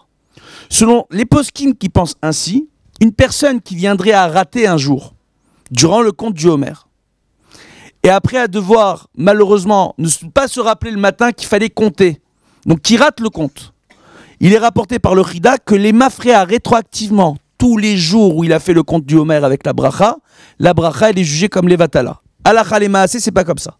Alacha le maaseh, c'est pas comme ça, je vous rassure. Mais on voit que le Chida, il nous rapporte ça. Donc on voit que parfois, rétroactivement, comment on nous rapporte, comment le Rav Inoutrouri, il peut venir nous dire comment il a mis cette filine, il n'a pas vu le photographe, il n'a pas vu le caméraman. Il les a mis avec toute son intention. Et qu'après, si on le prend en photo et qu'il profite, qu'il se voit en photo, rétroactivement, on pourrait considérer qu'il n'a pas fait la bisva correctement. Tout simplement parce qu'on parle de tzadikim qui cherchaient à s'élever dans leur pureté pour le seul nom de Dieu. Je vais vous rapporter un niveau du Rav Inoutrouri peu connu. Le Rav Inoutrouri, à la fin de ses jours, on le voyait à Bnei Brak, au Shtibel, tous les matins. Il était avec sa Gemara, en train d'étudier. Il attendait là-bas des heures et des heures. Il faut savoir que à Bnei Brak, Ben Porat Yosef, comme il y a l'office ici du Rav Shlouch tous les matins, à côté de la Tachana Merkazit à Natania, où il y a les offices les uns après les autres, à Bnei Brak, il y a une synagogue, on appelle ça en yiddish Shtibeler, ça veut dire la petite maison, d'accord? Et en réalité, là-bas, on vient et on prie les offices les uns après les autres. C'est une usine, Dieu bénisse sa prière. Et le Rav Inoutrouri, on le voyait tous les matins jusqu'au dernier office à Chatzot Hayom de Shacharit, pour ceux qui étaient les plus en retard, à la fin de ses jours. Un beau jour, je le croise là-bas, à Arvit, et je le vois, il a terminé à Arvit, il reste là-bas avec ses livres, il continue à étudier. Je lui dis que Vadarav, je peux vous poser une question, il y a un inyan de rester toute la journée à la synagogue, d'écouter les prières. Il m'a dit, je vais te dire mon fils, voilà. Moi, dans ma vie, Baruch Hashem, en tant que Rav, j'ai dû des chours au Bachouri et Shivot, j'ai dû m'occuper de coupes, de Shlom Bayit, j'ai dû m'asseoir avec des grands rabbins d'Israël. On sait très bien qu'à l'époque, le Rav Shlomo Amar, lorsqu'il était Rishon Sion, il allait très souvent prendre conseil avec le Rav Inoutrouri, le Rav Ovadia Yosef aussi. C'était un très très très grand Talmid Racham, le Rav Inoutrouri, très humble, extraordinairement humble. Et on voit hein, que lui, il a dit que parfois, lorsqu'il était affairé dans sa prière, il ne sait pas, lorsqu'il a répondu au Kaddish, s'il avait mis toute l'attention qu'il fallait quand il répondait au Kaddish. Il ne savait plus s'il avait répondu au nombre de Kaddish qu'il faut, c'est-à-dire, selon l'avis de la Kabbalah, c'est près de 13 Kaddish par jour auxquels il faut répondre. Selon l'avis du Pshat, c'est 7 Kaddish par jour auxquels il faut répondre. D'accord? Selon un autre avis, c'est 11 Kaddish auxquels il faut répondre. Le Rav Inoutrouri, il a dit, je ne sais pas si Alpi Kabbalah, j'ai écouté le nombre de Kaddish qu'il faut. Donc je viens aujourd'hui, avant de partir de ce monde, compléter le nombre de Amen pour répondre au nombre de Kaddishim que j'entends dans les offices les uns après les autres. Le désir d'un homme de ne faire ça, mais il me dit, fais-moi plaisir mon fils. Je te l'ai expliqué parce que je vois, ça fait plusieurs jours que tu me regardes de travers. Mais tu le dis à personne, ça reste entre nous. Tu me gâches pas ma misva. Tu le diras après ma mort. Qu'on voit le niveau des tzadikim de vouloir faire, en réalité, être pur. Je vais terminer avec cette petite histoire. Avec Baba Saleh. Baba Saleh, un jour, il a dû voyager, prendre l'avion, je ne sais plus où c'était, quelle destination, je ne sais pas si c'était la France ou les États-Unis. Et lorsqu'il s'est retrouvé à l'aéroport, il y a eu un groupe de jeunes femmes, c'était un voyage organisé, pour un concours de beauté. Donc je ne vous raconte pas les tenues des jeunes filles. Je ne vous raconte pas les looks. Maintenant, Baba Saleh, quand il a appris ça, quand il devait descendre de l'avion, ses élèves ont dit, le Rav, il ne doit pas voir ces femmes. Le Rav, il est pur, il fait attention à ses yeux. Comment on va faire? C'est un grand tzaddik. À l'époque, il était très connu déjà, Baba Saleh. Ils ont monté une mechitza dans l'aéroport, c'est une histoire vraie, pour que Baba Saleh puisse passer dans l'aéroport sans pouvoir, malencontreusement, avoir, ne serait-ce que par accident, ses yeux tomber sur la vue d'une jeune fille habillée de la façon qui n'est pas exigée selon les lois de la Torah, donc selon la pudeur exigée pour une femme. Donc, mais malgré cela, écoutez bien, Baba, il n'a vu personne maintenant. On lui a fait sa mérite. Il a vu personne. il a jeûné pendant 40 jours, Baba Salé. Pour quelle raison il a jeûné? Il a dit, j'ai ressenti l'impureté de l'endroit par la manque de pudeur de ces jeunes femmes. C'est un niveau. Attention, c'est un niveau. Je ne dis pas qu'on doit arriver à ce niveau-là, attention. Hein. C'est-à-dire c'est le niveau de Baba Salé. Nous, on n'a pas le niveau de Baba Salé, on ne doit pas s'amuser à commencer à rentrer dans des trucs comme ça parce que ça peut mal finir. Mais on voit quoi? On voit que, Baruch Hashem, on voit le niveau des gens qui veulent rester dans la pureté. C'est quoi la véritable pureté? L'équilibre entre le cœur et les pensées. Le cœur, ce sont les pulsions animales. Et on va développer après dans une prochaine intervention. On va laisser Rabbi Eliaou parler un petit peu. Maintenant, on voit que le cœur, ce sont les pulsions animales. La marshava, ce sont nos pensées. Il faut qu'il y ait un équilibre parfait entre nos pulsions, nos envies, que nos envies ne deviennent qu'une envie de faire la Torah. On rapporte de David Abeler, lorsqu'il se laissait vaguer à ses idées en marchant dans la rue, lorsqu'il terminait de vaquer à ses pensées et occupations dans sa tête, il se retrouvait toujours dans le Beth Midrash. Il avait par réflexe ses jambes qui l'emmenaient au Beth Midrash. Là, on étudie la Torah. Donc en réalité, quand on travaille sur notre pureté, on travaille sur notre façon de réfléchir.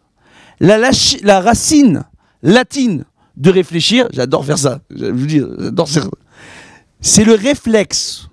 Les réflexes, c'est en rapport avec la réflexion.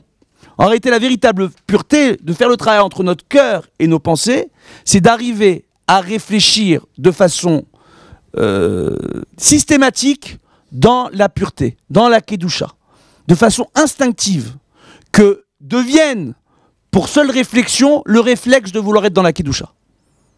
C'est aussi simple que ça. On développera ça après dans la prochaine intervention. Hazak Baruch.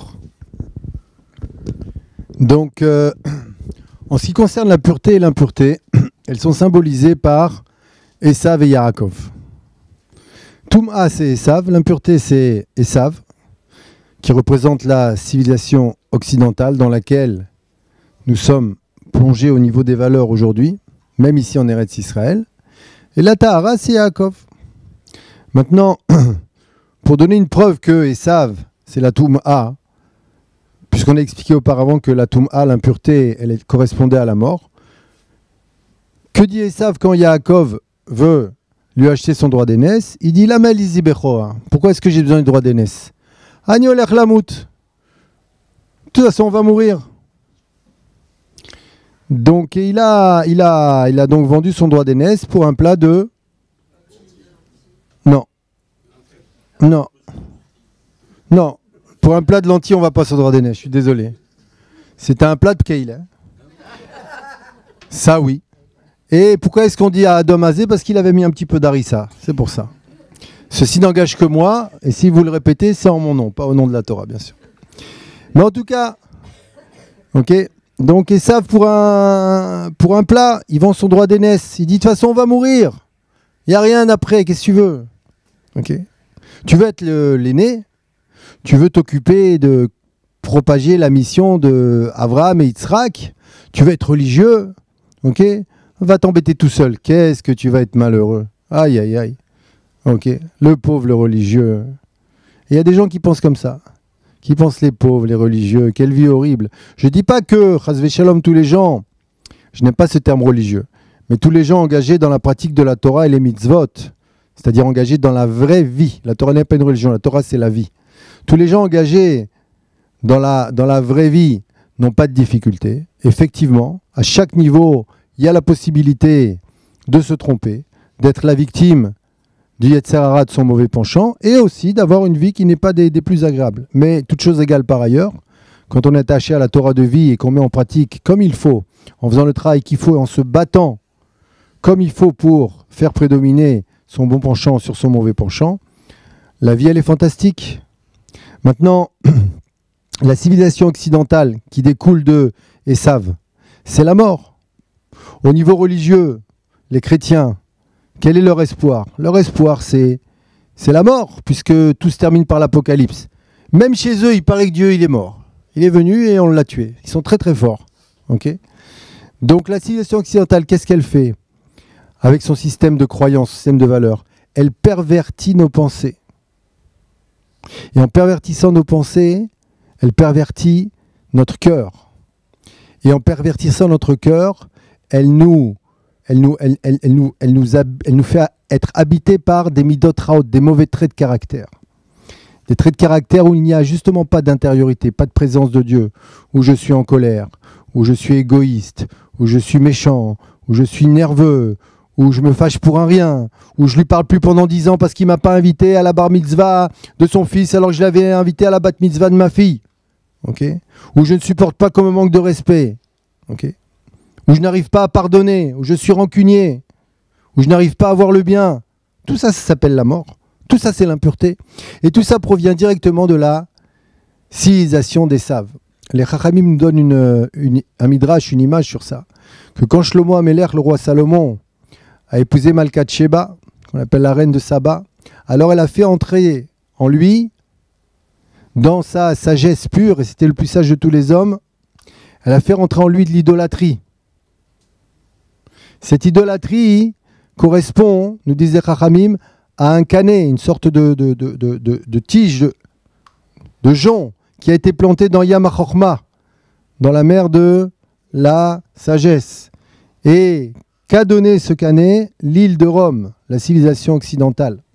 C'est là qu'elle commence. Quand justement on se déconnecte à un quelconque niveau de cette Emouna Shelema dans Kadosh Baruch Hu, dans les sages, qu'on comprenne ou pas.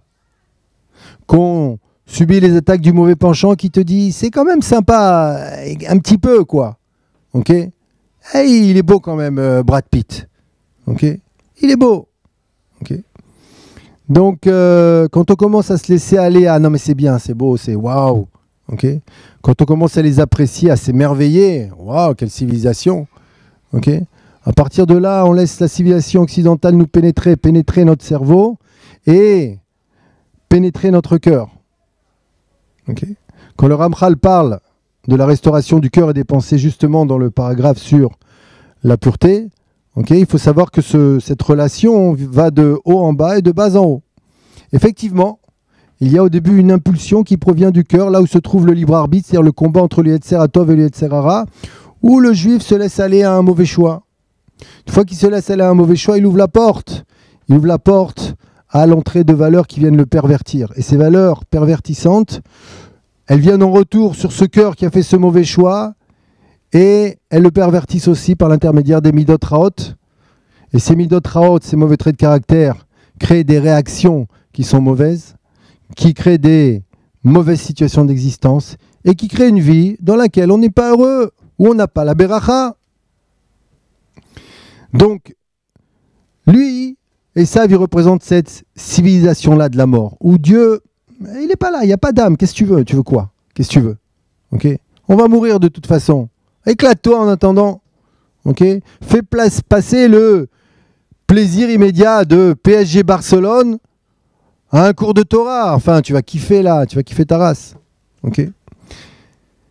Maintenant, le contraire, c'est quoi? Okay, le contraire, c'est Yaakov. Yaakov Ishtam, l'homme simple. Et comme par hasard, Tam, si on met les lettres à l'envers, ça donne quoi? Met la simplicité, la pureté. Autre exemple que j'ai oublié, dans la paracha qu'on vient de passer, le lépreux, enfin, celui qui est atteint de tsarat, c'est pas de la lèpre. Okay, lui, pourquoi est-ce qu'il est devenu comme ça? Il a été frappé par la tsarat, nous disent les Khamim, parce qu'il fait du lashon hara. Du lashon hara. Okay, donc il est devenu impur. C'est quoi le lashon hara? Le lashon hara, c'est une avéra qui consiste à dire du mal sur quelqu'un, basé sur une réalité extérieure vraie, parce que si ce n'est pas vrai, ce n'est pas du lashon hara, ça ne rentre pas dans le cadre du lashon hara. Okay, il a vraiment fait ce mal. Okay, et je le dis, tu sais ce qu'il a fait? Je parle bien sûr dans un cadre où il n'y a pas de mitzvah de raconter, ce qui est 99% des cas. Okay, et je le dis, tu as vu ce qu'il a fait? Alors pourquoi est-ce qu'il est frappé sur sa peau, cet individu? Parce qu'on lui dit, regarde, tu n'es pas capable de voir que la personne sur laquelle tu parles, elle aussi, elle a une âme, que ça aurait pu être toi, cette personne. Et le secret, je te dis, entre toi et moi, kol haposel bemumo posel. Celui qui disqualifie un individu, et qui éprouve le besoin de parler mal contre lui parce qu'il est impliqué par cette mauvaise action, elle le dérange quelque part, c'est parce qu'en vérité, cette mauvaise action ne vient que réveiller la partie ombre qu'il y a en lui, la partie qui n'est pas construite, son propre défaut. Nekuda. Et la Khamim te disent, tu veux connaître tes défauts, vois les défauts qui te dérangent chez les autres. Ne te prends pas la tête, la vie est un livre ouvert. Mais comme tu ne sais pas regarder, alors tu fais du lachon hara, tu es superficiel, tu n'arrives pas à pardonner, tu n'arrives pas à comprendre. Si tu n'arrives pas à juger, ok, ne juge pas. Si tu ne peux pas te mettre à la place de quelqu'un, nous disent les Chachamim, al tadun et travechat shetagialim komo. Tu ne peux pas arriver à sa place. D'accord, tout le monde ne peut pas. Alors ne juge pas. Ah, tu dois juger. Evedan et koladam le kafsrout. Ok. Juge avec bienveillance. Là, tu places une âme dans le corps de la situation à laquelle tu es confronté. Mais par contre, si tu n'arrives pas à faire ça, tu es superficiel. Tu ne vois que le corps. Alors où est-ce que tu es frappé? Sur ton corps. Un corps sans âme. Frappé par un début de mort, symbolisé par cette tsarat, par cette maladie. Puisque la maladie correspond à une étape entre la vie et la mort. C'est-à-dire on se rapproche de la mort par la maladie. Mais Bezrat Hashem qu'on guérisse tous. Tandis que Yaakov, lui, c'est le Ishtam, c'est l'homme simple. La simplicité, la pureté. Et l'enjeu entre Yaakov et Esav, c'est quoi? C'est le droit d'aînesse. Et sur le droit d'aînesse, ok, il y a le concept d'une double dimension. Premièrement, on voit que l'aîné, dans l'héritage, il a une double part par rapport au reste de ses frères. Pishénaïm. Deuxièmement, en ce qui concerne le droit d'aînesse, quand Esav s'aperçoit qu'il a perdu la bénédiction Beracha, qui correspondait à sa Bechora, c'est les mêmes lettres, à son droit d'aînesse, ok, il dit à son père Yitzhak, Veyarak venize pa'amim. Il a été plus intelligent, plus rusé que moi, 2 fois. Ce concept de 2, il est important. Et le concept du droit d'aînesse ne se reconnaît pas seulement au niveau humain, où le premier-né a un statut particulier, mais même au niveau animal. Le premier-né d'une bête doit être sanctifié. Au niveau végétal, quand on a une récolte, on va mettre les bikurim, les prémices, les premiers fruits mûrs au Beth Amikdash. Tout doit être sanctifié à Kadosh Baruch Hu. Le premier doit être sanctifié à Kadosh Baruch Hu. Quand on a un aîné, il ne nous appartient pas, il appartient à Hachem jusqu'à ce qu'on le rachète au Kohen. Donc le Bechor, c'est une allusion à la première pensée. Et c'est là que se trouve tout l'enjeu. À quelle plaie on est sorti d'Égypte? À la mort des premiers-nés égyptiens. Ça veut dire un système de pensée où la première pensée, elle est mauvaise, elle est idolâtre. À cause de ça, on est en esclavage. Quand on s'est débarrassé du premier-né, alors à partir de ce moment-là, on est rentré dans le monde du véritable judaïsme, où la première pensée, le premier-né de toutes les pensées, c'est Akadosh Baruch Hu. Et c'est comme ça qu'on purifie sa pensée. Et à ce sujet, Rabbi Nachman, je termine avec ça, nous donne un raisonnement en 3 étapes à appliquer mot pour mot pour pouvoir être sûr de toujours purifier sa pensée. Ce n'est pas un raisonnement habituel puisque nous nous sommes, hélas, abreuvés aux sources de la civilisation occidentale qui nous poussent à voir les choses de manière morte, c'est-à-dire superficiellement, d'après ce dont ça a l'air. Okay. Mais si je vous lis, dit Rabbi Nachman dans le premier enseignement, כי איש הישראלי צריך תמיד להסתכל בשכל של כל דבר ולקשר עצמו אל החוכמה והשכל שיש בכל דבר כדי שיעיר לו השכל שיש בכל דבר להתקרב להשם יתברך על ידי אותו הדבר. Je traduis avec l'aide de Dieu.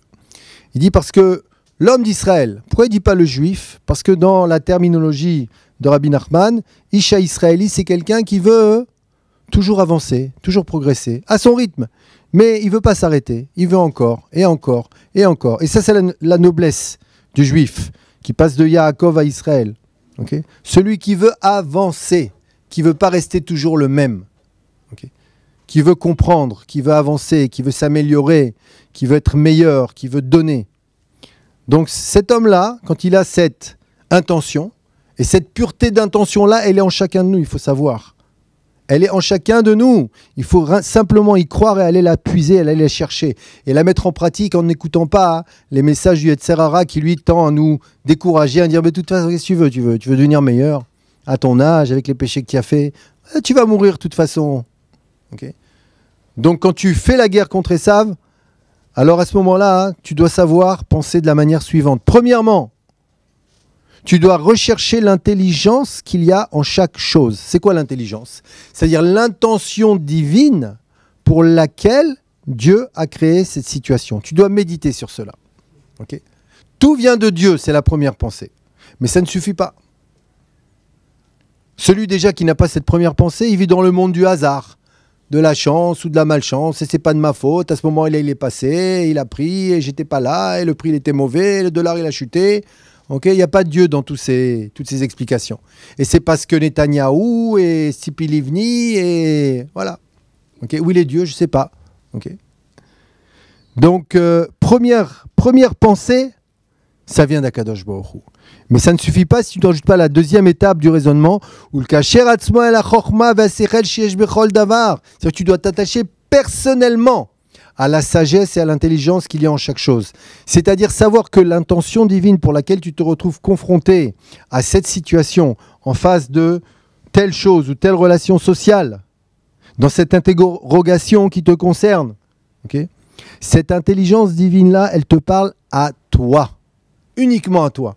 Il n'y a un message que pour toi. Même s'il y a 250 personnes qui vivent la même situation que toi, okay, tu dois rechercher en quoi Kadosh Baruch Hu te parle. Parce que si tu veux faire des théories et de la philosophie, c'est arrivé parce que tu ne t'impliques pas dans la Hashgacha, dans la providence divine. Et ce faisant, tu nies ta propre importance, qui fait que, nous disait Khamim dans la Maseret Sedrin, Kol Adam Chayav Lomar, Kol Olam Lo Nivra El Bishvili. Chaque être humain est obligé de dire, le monde entier n'a été créé que pour moi. Hachem, il te parle à toi. C'est la deuxième étape. Mais elle ne suffit pas quand même. Pourquoi? Parce que tu peux dire, Hachem, il te parle à toi. Mais Hachem, il ne veut pas de moi. Il m'a puni. Il est dur avec moi. Okay. À ce moment-là, on te dit, non, sache une chose. C'est que la conclusion de ton raisonnement doit forcément arriver au fait que Akadosh Baruch Hu, il essaie de te rapprocher. Et Be'ahava. Il essaie de te rapprocher de lui, Akadosh Baruch Hu. C'est ce qu'il veut. Rapproche-toi de moi, mon fils. Rapproche-toi de moi, ma fille. C'est ce qu'il veut. Okay. Tu n'arrives pas à comprendre, alors tu restes Be'emouna, comme on l'a dit. Tu fais comme Yaakov Avinu. Tu dors maintenant. Okay. Mais tu crois. Tu crois. Je pourrais expliquer comment se comporter quand c'est une situation où Béhémet, on a pris des coups et on souffre, mais là n'est pas le sujet. Mais là aussi, il y a un raisonnement qui correspond à ce raisonnement, à cette manière de penser en 3 étapes. Donc celui qui utilise sa première pensée comme cela, ce n'est pas évident au début, mais c'est comme quelqu'un qui se retrouve devant un clavier d'ordinateur et qui doit écrire pour la première fois. Au début, il fait A, oui le B. Pourquoi il n'est pas à côté du A, le B? Okay, et il commence et il se trompe. Et à la fin, s'il persiste, ça devient naturel. C'est comme ça que ça marche. Fais l'effort. Fais l'effort de penser comme ça. C'est tout. Tu es prêt à faire des efforts pour, comme a dit Rabbi Chaim, mettre une pierre au-dessus de ta tête. Tu es prêt à manger de la pierre. Et pourquoi pour le monde éternel, pourquoi pour l'essentiel, tu ne le fais pas cet effort? Parce que Esav, il est venu, il t'a dit, tu vas mourir, qu'est-ce que tu crois? Et puis aussi, tu dois t'introspecter parce que le tu vas mourir d'Esav qui voulait dire éclate-toi, il t'a attiré aussi un petit peu. Tu dois être honnête, tu dois t'introspecter. Okay. Tu dois puiser au fond de toi-même cette pureté originelle qui existe en toi. Lève Taor Berali Elohim, elle est en toi. Mais c'est toi qui dois aller la chercher. Dieu ne fera pas ce travail à ta place. C'est ton travail à toi. Dieu il t'appelle. Dieu il veut de toi. Donc tu dois commencer à penser de cette manière-là. Et si tu penses comme ça, tu places Dieu en première pensée. C'est ça le droit d'aînesse. Il a la première place. Et Dieu, il t'aime, Dieu, il veut ton bien. C'est pas pour qu'on dise Dieu, tu es grand, tu es beau, tu es le roi. C'est parce qu'il veut te donner. Bechora, Beracha. C'est ce qu'il n'a pas compris, Esav. Il a dit, attends, toi tu veux le Bechora, moi j'ai la bracha, de toute façon. La bracha dans le monde matériel. Faux, t'as rien. Même si t'as 100, tu veux toujours 200. Ok? T'es heureux? Ah ouais? Tu frimes en société? Ouais. Et quand tu rentres chez toi, et que tes enfants ils te rendent fou, et que ta femme, elle a envie de te tuer. Ok? Et tout ce que tu fais derrière le dos de tout le monde, toutes les perversions là, okay, et tout le mal de vivre et le vide que tu sens en vérité en toi, et quand Chazvé Shalom tu perds tout, et que tu t'aperçois que tu n'as jamais rien eu, okay, c'est ça la bracha franchement? Non, t'as pas la bracha. T'as pas la bracha, n'a la bracha que celui qui place Akadosh Baruch Hu en premier. À ce moment-là, il purifie sa pensée. Quand il purifie sa pensée, il purifie son cœur. Cette volonté de purifier sa pensée vient exactement d'une impulsion du cœur. Donc il restaure son cœur et sa pensée, comme dit le Ramchal, et il se comporte de manière pure. Et la pureté l'entoure. Chazak u'baruch. Alors, Baruch Hashem,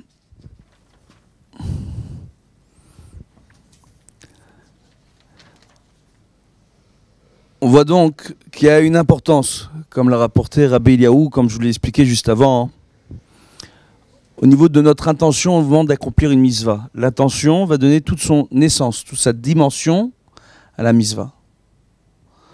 Ce qui veut dire qu'au moment où je fais la mitzvah, pour quelle raison je la fais? Est-ce que c'est pour être vu? Est-ce que c'est pour qu'on parle de moi?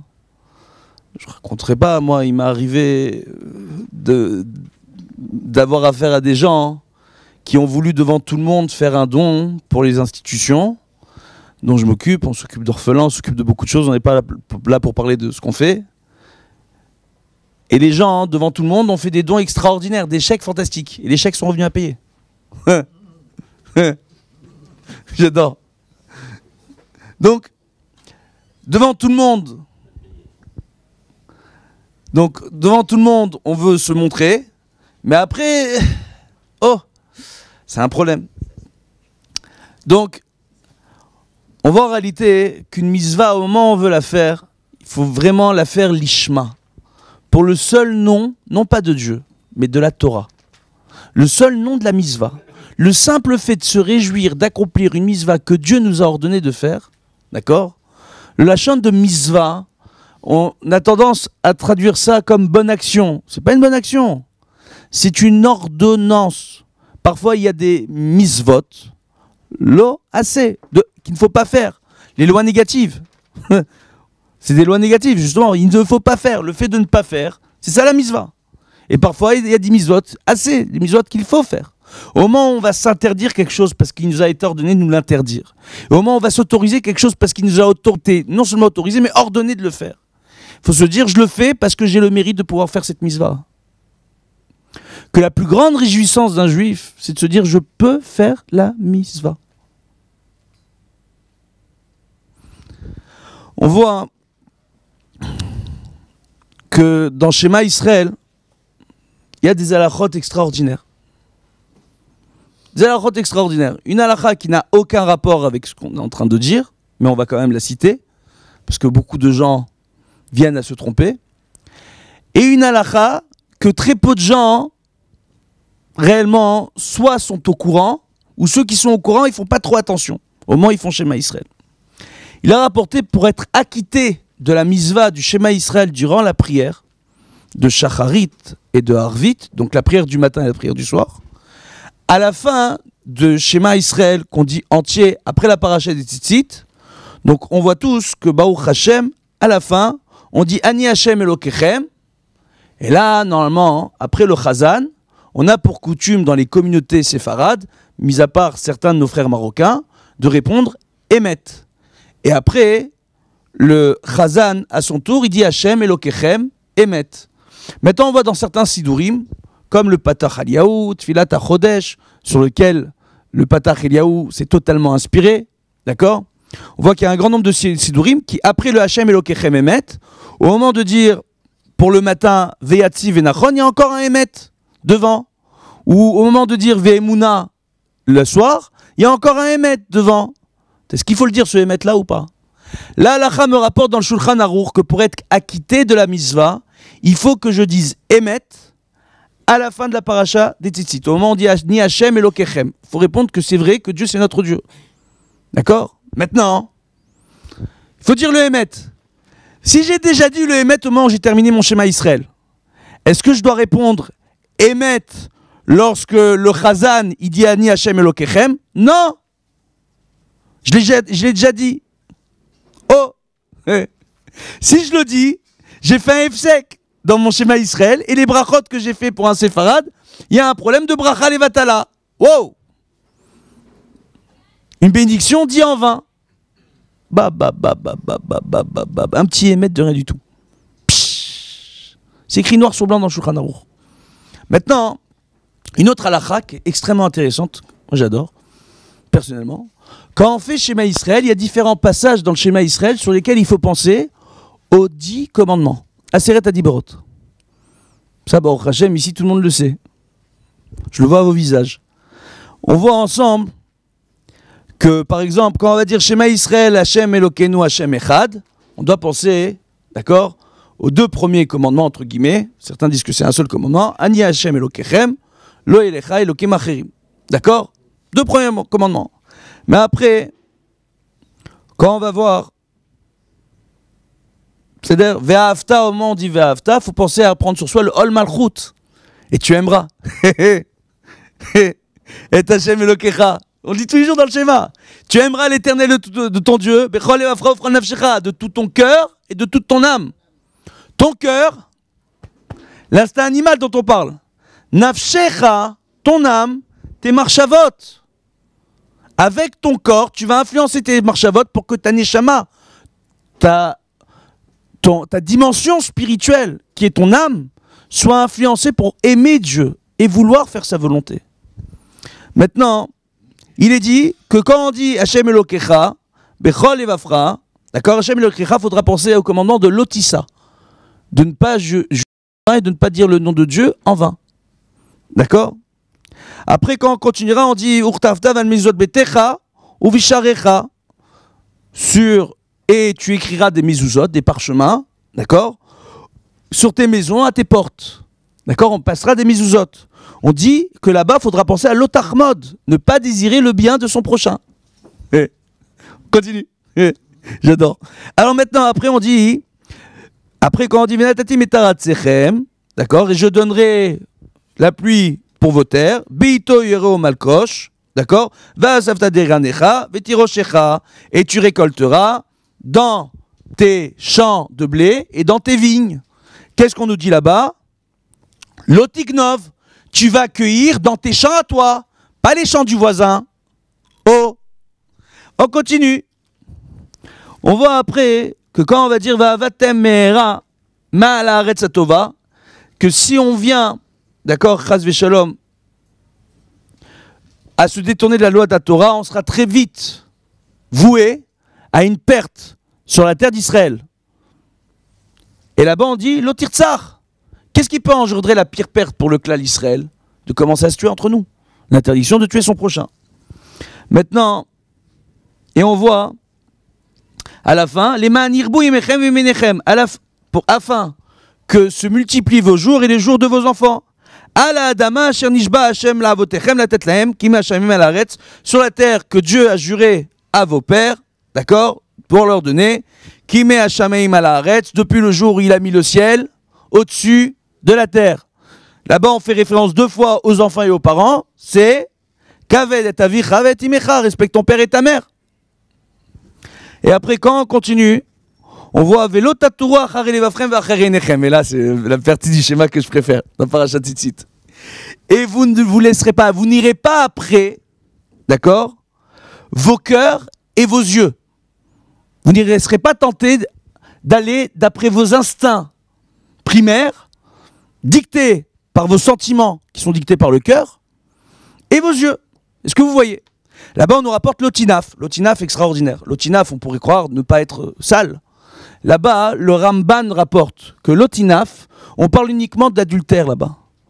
De ne pas être dégoûtant, c'est de ne pas être adultérin. D'accord? Ou adultérin. Ne pas commencer à avoir des enfants adultérins, chas v'shalom, ou faire des adultères. Donc c'est véritablement une problématique, l'adultère. Interdit par la Torah. Maintenant, qu'est-ce qu'on nous rapporte là-bas? C'est extraordinaire. D'accord? Et en réalité, donc on voit que, pour quelle raison? Parce qu'une personne, en réalité, lorsqu'elle se laisse aller après son cœur, donc ses instincts les plus vils, les plus primaires, entre guillemets, et ses yeux, il a appelé très souvent, pour les hommes comme pour les femmes, à fauter. Au niveau de ses envies physiques, physiologiques, c'est physique, à ce qui paraît. Maintenant, on voit après, les man tiskeru va sitem et kol misotai. à la fin que vous en souveniez et que vous fassiez toutes mes mitzvot. Quelle est la mitzvah qui résume toutes les mitzvot de la Torah? Shabbat Kodesh. Là-bas, on doit penser à Zachor et Yom HaShabbat. Et enfin, à la fin, Ani Hashem Elokechem asher hotzeti eretchem eretz Mitzrayim yot lachem lelokim. Ani Hashem Elokechem. On dit, je suis l'Éternel votre Dieu qui vous a sorti en tant qu'une seule nation d'Égypte. Là-bas, on nous répond, Lo ta'ane berecha. Tu ne vas pas venir, en réalité, faire souffrir ton prochain. On pourrait dire l'appauvrir, mais c'est même pas ça. Là-bas, encore une fois, tous les Mefarshim reportent qu'il s'agit soit d'un témoignage en vain, soit d'un témoignage à faux, soit d'un témoignage en manque de connaissances contre son prochain. Dans le Choshen Mishpat, à partir du Siman Kafret, Koach, d'accord, la force, on nous rapporte les lois pour les témoins. Quels sont les témoins qu'on doit vérifier? On doit vérifier leur moralité, s'ils peuvent témoigner ou pas, dans quel cas, et dans quel cas on ne peut pas faire témoigner certaines personnes. D'accord? Maintenant, qu'est-ce qu'on voit? On voit que là-bas, il est rapporté qu'une personne qui vient et qui témoignerait par manque de connaissances, ou qui témoignerait un faux témoignage, d'accord? Ou qui témoignerait un témoignage en vain qui ne sert à rien, mais juste pour incriminer son prochain, d'accord? Une telle personne transgresse ce commandement de la Torah, qui est le 10e commandement. Il a rapporté une chose extraordinaire. On voit que le cœur, qui influence les instincts, par erreur, on dit que le cœur est sur le côté gauche. Un jour, j'ai un jeune garçon gaucher qui est venu, qui m'a posé la question, Kvodarav, moi je suis gaucher, donc je dois mettre mes tefilines du côté droit. Mais on nous dit que les tefilines doivent être proches du cœur. Alors pourquoi le gaucher maintenant il doit mettre du côté droit? Oui ou non? Parce qu'on dit que chez le gaucher, la droite et la gauche sont inversées. Oui ou non? C'est une bonne question. En réalité, le cœur, quand on regarde réellement, quand on étudie un peu l'anatomie, on voit que le cœur il est au milieu, mais que l'artère principale va faire pencher le cœur légèrement vers la gauche. Pourquoi? Parce que l'artère principale qui passe dans le bras gauche, d'accord, va vers le côté gauche. Donc, raison pour laquelle, de préférence, on mettra les tefilines du côté gauche. Pourquoi? Parce que les tefilines servent tout simplement à faire l'union entre les marches, pour l'homme, entre les marchavot, d'accord, entre ses pensées au niveau de sa tête, pour ça qu'on met les tefilines sur la tête, et ses instincts, ses envies, ses sentiments. Quand quelqu'un a des sentiments, quelqu'un est amoureux, quelqu'un est en colère, quelqu'un est triste, ça peut lui faire un coup au cœur, tout ça. Oui ou non? Le cœur s'emballe. Le rythme cardiaque s'emballe. Pour ça qu'on dit que dans le cœur, il y a l'Yetzerara, l'Yetzeratov, le côté droit, l'hémisphère droit, l'hémisphère gauche. Dans le cœur, hémisphère droit, Yetzeratov, hémisphère gauche, Yetzerara, en réalité, c'est pas vraiment ça. Hémisphère droit, c'est Midat Hadin, et Midat HaChesed, excusez-moi, la miséricorde divine, et le côté gauche, c'est la rigueur divine. Maintenant, une chose extraordinaire. Chez la majeure partie des gens, on voit que l'œil directeur, on a deux yeux, jusqu'à preuve du contraire, pour la majeure partie des gens. L'œil directeur chez la majeure partie des gens, lorsqu'ils sont droitiers, c'est leur œil droit. Leur œil droit. Quand on va à l'armée, on veut apprendre à un soldat à viser, on lui demande d'attraper son arme, on lui dit ferme ton œil droit, ferme ton œil gauche, vois quand est-ce que tu vois l'arme se déplacer et se placer face à ta cible. Et pour la majeure partie des gens qui sont droitiers, c'est l'œil droit, l'œil directeur. Oh, Midat HaChesed. Maintenant, le côté droit qui représente Midat HaChesed est dirigé par l'hémisphère gauche de notre cerveau. Le Zohar, il en parle, Parashat Vayikra, Rabbi Shimon Bar Yochai. Rabbi Shimon Bar Yochai, il y a 2000 ans, il parle de ça. Maintenant, attendez, on reprend. Donc, l'hémisphère gauche. Et de l'autre côté, le côté gauche qui représente la Midat Hadin est dirigé par l'hémisphère droit. Donc, le Chesed dirige le Din dirige le Chesed. On rapporte dans la Aseret Adiberot, quand Dieu nous a donné les tables de la loi, lorsqu'elles ont été données à Moshe Rabbeinu, du côté droit des tables de la loi, on a mis toutes les lois en rapport avec la rigueur divine, et du côté gauche, on a mis toutes les lois en rapport avec le Chesed, pour dire que tout ce qu'on fait dans ce monde, dans la rigueur, on doit mettre de la miséricorde, et dans notre miséricorde, on doit être rigoureux. Oh, pour qu'il y ait un parfait équilibre. Maintenant, par rapport à ça, qu'est-ce qu'on voit? On voit que c'est à travers cela réellement, à travers cet équilibre-là, qu'on arrive à la véritable pureté, à un véritable équilibre. De quelle façon en assainissant mes pensées au moment de mes actions et en ayant le contrôle sur mes sentiments. Lorsque certaines personnes viennent et ne comprennent pas toutes les lois, excusez-moi, j'aime bien parler des sujets un peu bizarres, des lois concernant l'intimité conjugale, le nombre de règles incroyables qu'il y a autour de l'intimité conjugale, Taharat Habayit, il y a un nombre de règles extraordinaires rapportées dans Masechet Nida. Les gens n'arrivent pas à comprendre. On dit pourquoi il y a une telle volonté de sainteté dans cet acte-là. Alors il a rapporté une chose extraordinaire. On dit que si Dieu n'avait pas donné le plaisir physique au moment de l'acte intime, les hommes comme les femmes ne seraient pas allés là-bas. Ils n'auraient pas fait d'enfants. Oh, ce qui veut dire que Dieu lui-même, il nous a piégés. Il a placé en nous la gourmandise, la ta'ava. Et que notre véritable tikkun dans ce monde, c'est d'arriver à surmonter notre gourmandise, notre instinct. C'est ça le tikkun.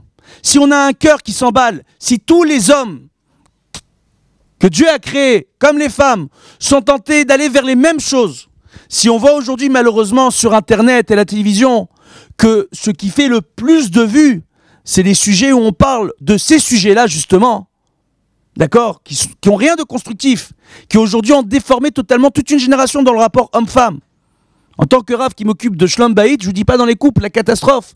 Parfois, dans l'intimité. Parce qu'on leur a enseigné de mauvaises idées à travers ces idées et ces choses qu'ils ont pu voir. Parce qu'ils n'ont pas été, justement, soucieux de vouloir se préserver dans une certaine pureté. Quand on voit que l'intimité entre l'homme et la femme, on nous rapporte que la chambre à coucher, c'est le Saint des Saints, le Kodesh HaKodashim dans la maison. Que la femme, c'est le Kohen Gadol. Et la Shrina, c'est la présence divine dans la maison, qu'au-dessus du lit, il y a la présence divine. Il est rapporté que lorsqu'un homme et une femme cherchent à être saints dans l'acte intime, s'ils arrivent à travers cet acte à être saints, c'est réellement à travers cela qu'ils arriveront à s'élever dans leur pureté. Et qu'une telle volonté de pureté dans cette intimité n'aura qu'une bonne influence sur leur descendance et leurs enfants. Dans notre façon de nous reproduire, dans notre façon d'approcher notre prochain, dans notre façon de nous comporter vis-à-vis de l'autre, on a une influence sur sa neshama. Que la véritable pureté d'âme, c'est justement de vouloir servir Dieu à travers les mitzvot, mais de vouloir rester pur et engendrer que l'autre reste pur. Le tafkid du klal Israël dans le Rambam qui est rappelé, et je conclurai là-dessus, j'ai parlé plus qu'un quart d'heure, désolé. On voit comme ça, mais on se connaît bien, Baruch Hashem, Rabbi Eliyahu, vous inquiétez pas. Baruch Hashem, on voit... On réglera les comptes après. Oui, Baruch, comme d'habitude. Alors, on voit que Baruch Hashem, ce qu'il faut essayer de comprendre, c'est que à travers cette véritable volonté, c'est d'engendrer au monde autour de nous une véritable purification, de vouloir élever la création autour de nous à la purification. Et je conclurai sur les paroles du Rav Kouli dans le Me'am Loez, un enseignement extraordinaire qui rapporte Al Pi Kabbalah. On dit que les animaux cachers, d'accord, il y a des règles très particulières pour les animaux, d'accord. Ça doit être, quand on parle des animaux eux-mêmes, on parle d'une sonne et du bakar, le mu du bétail, le gros bétail, bref, les gazelles, etc. On voit que ce sont des animaux qui sont tous des ruminants et qui ont les sabots fendus. Il y a un enseignement fantastique. Écoutez bien cet enseignement, il est extraordinaire. Matok Midvash, il est rapporté en plus dans le Talmud, Masechet Roulin. Fantastique. On dit pourquoi ces animaux-là, premièrement, ils ne sont pas carnivores. D'accord ? Naturellement, ils ne sont pas carnivores. Deuxièmement, on voit qu'ils ne sont pas forcément agressifs. Ils vont se défendre. Un bœuf, il va se défendre, mais c'est pas forcément un animal agressif, la vache ou le bœuf. Maintenant, qu'est-ce qu'on voit ?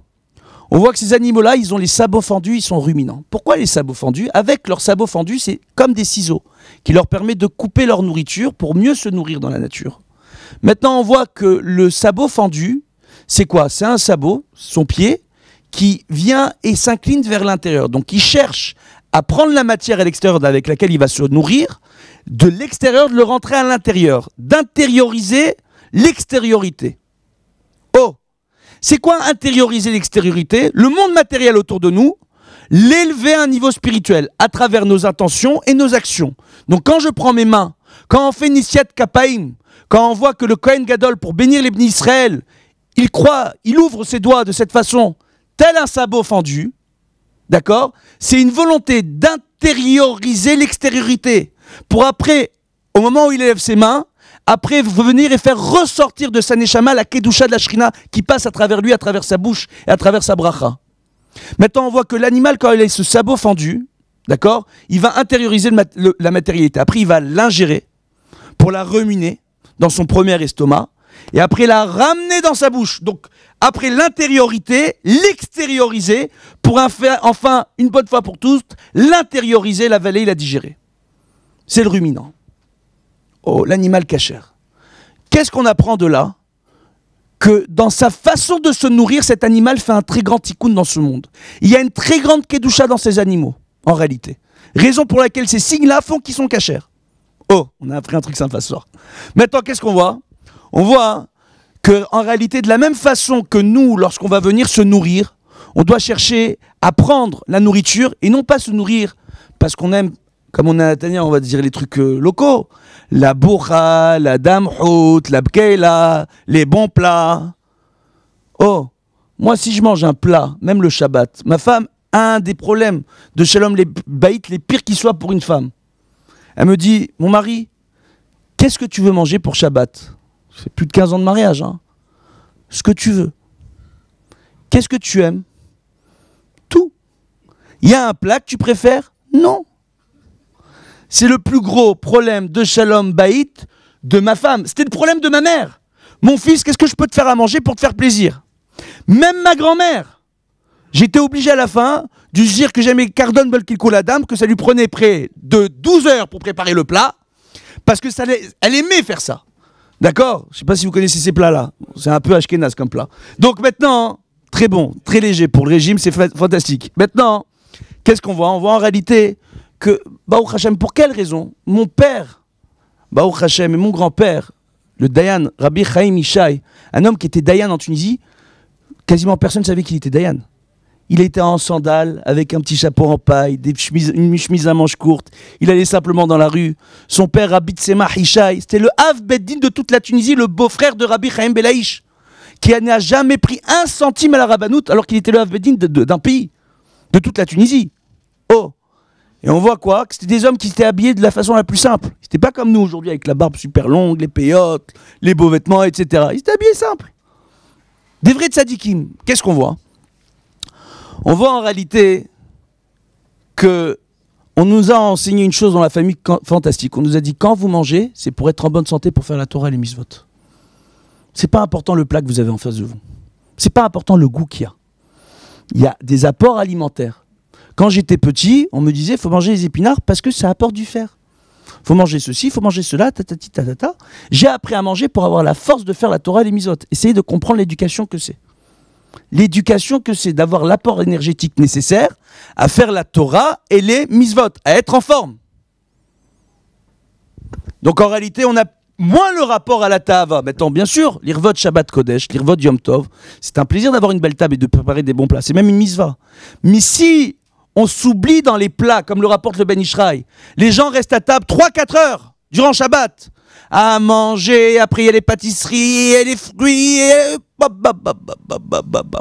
et Motzei Shabbat, c'est l'indigestion. Et le dimanche, c'est Ebelech Yosef qui sait, je sais pas où. Voilà. Donc, on s'assoit toute la journée là où il faut, sur son trône. C'est incroyable.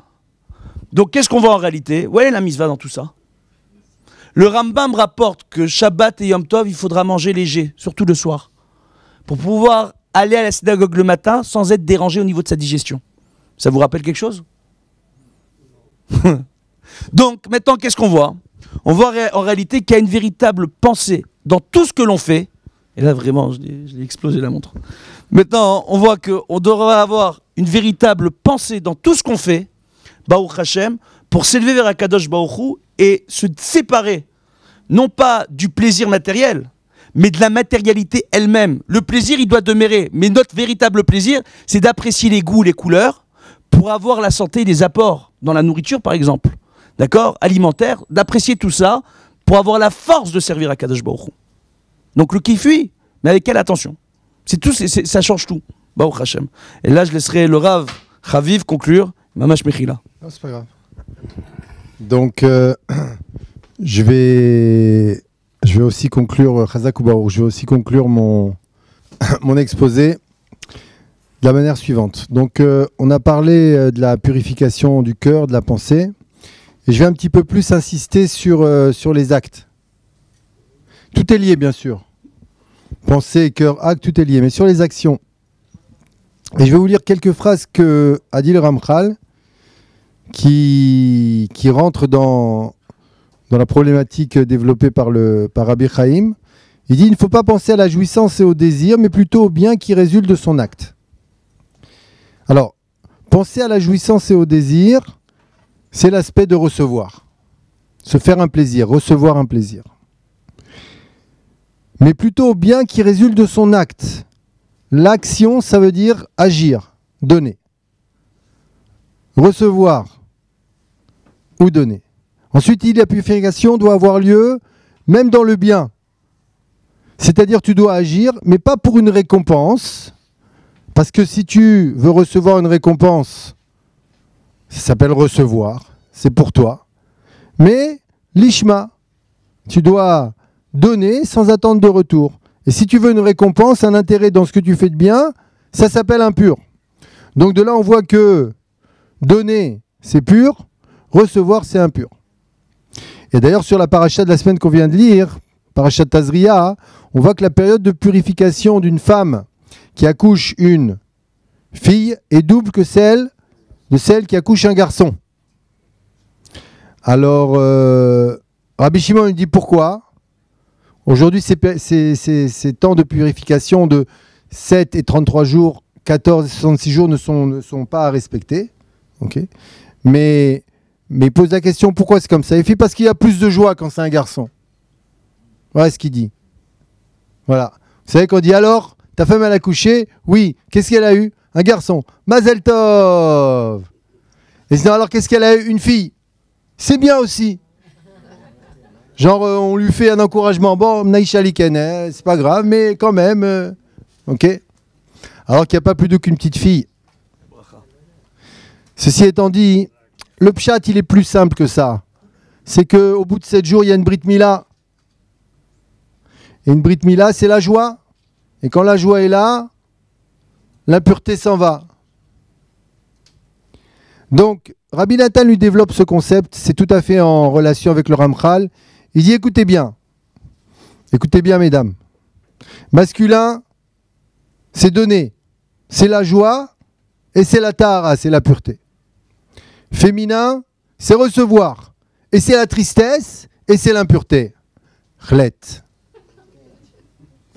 Bon, je comprends maintenant pourquoi tous les matins je dis Baruch Shelo Asani Isha. Merci Dieu de ne pas m'avoir fait femme. Je vous embête, hein ? Alors bien sûr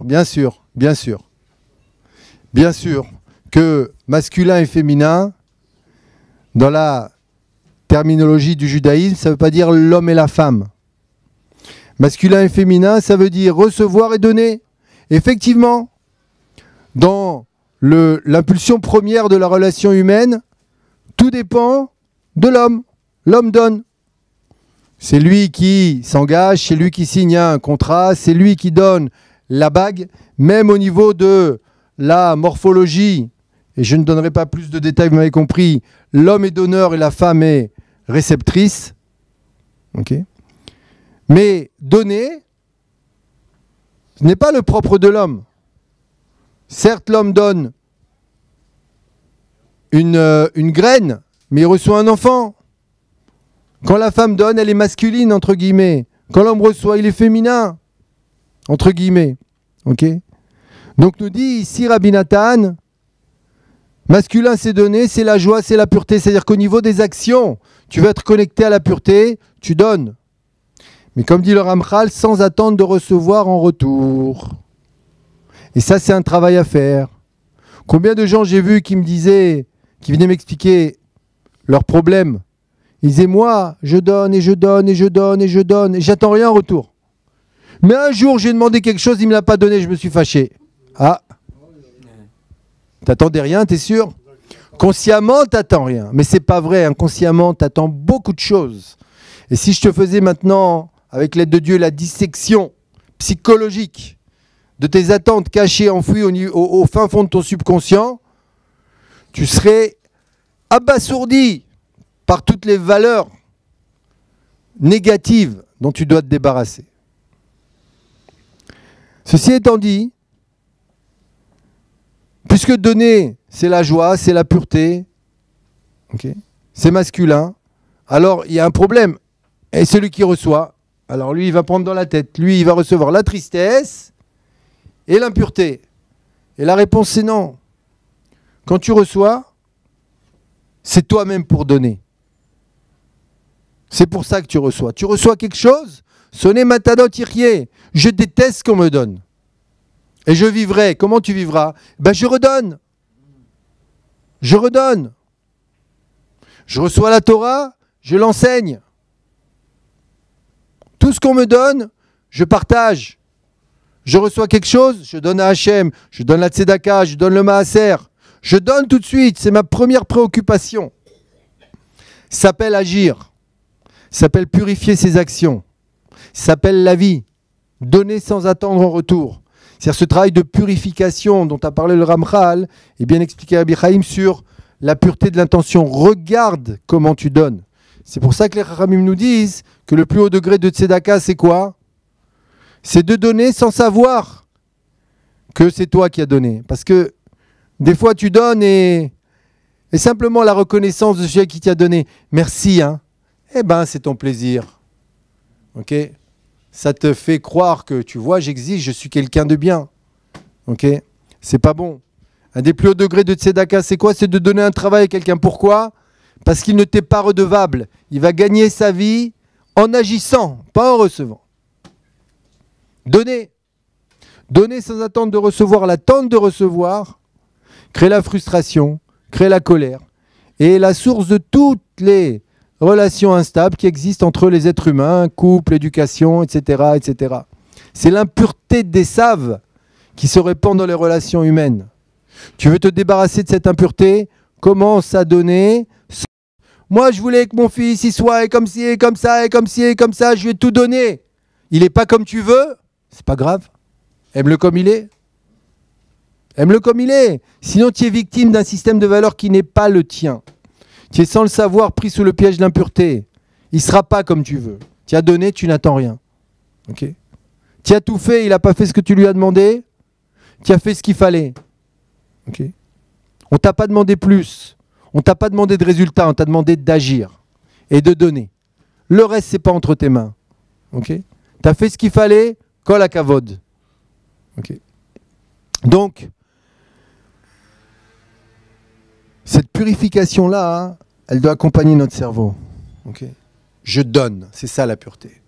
Je donne, je n'attends rien. Je t'ai donné tout ce que j'ai pu, j'ai donné le meilleur de moi.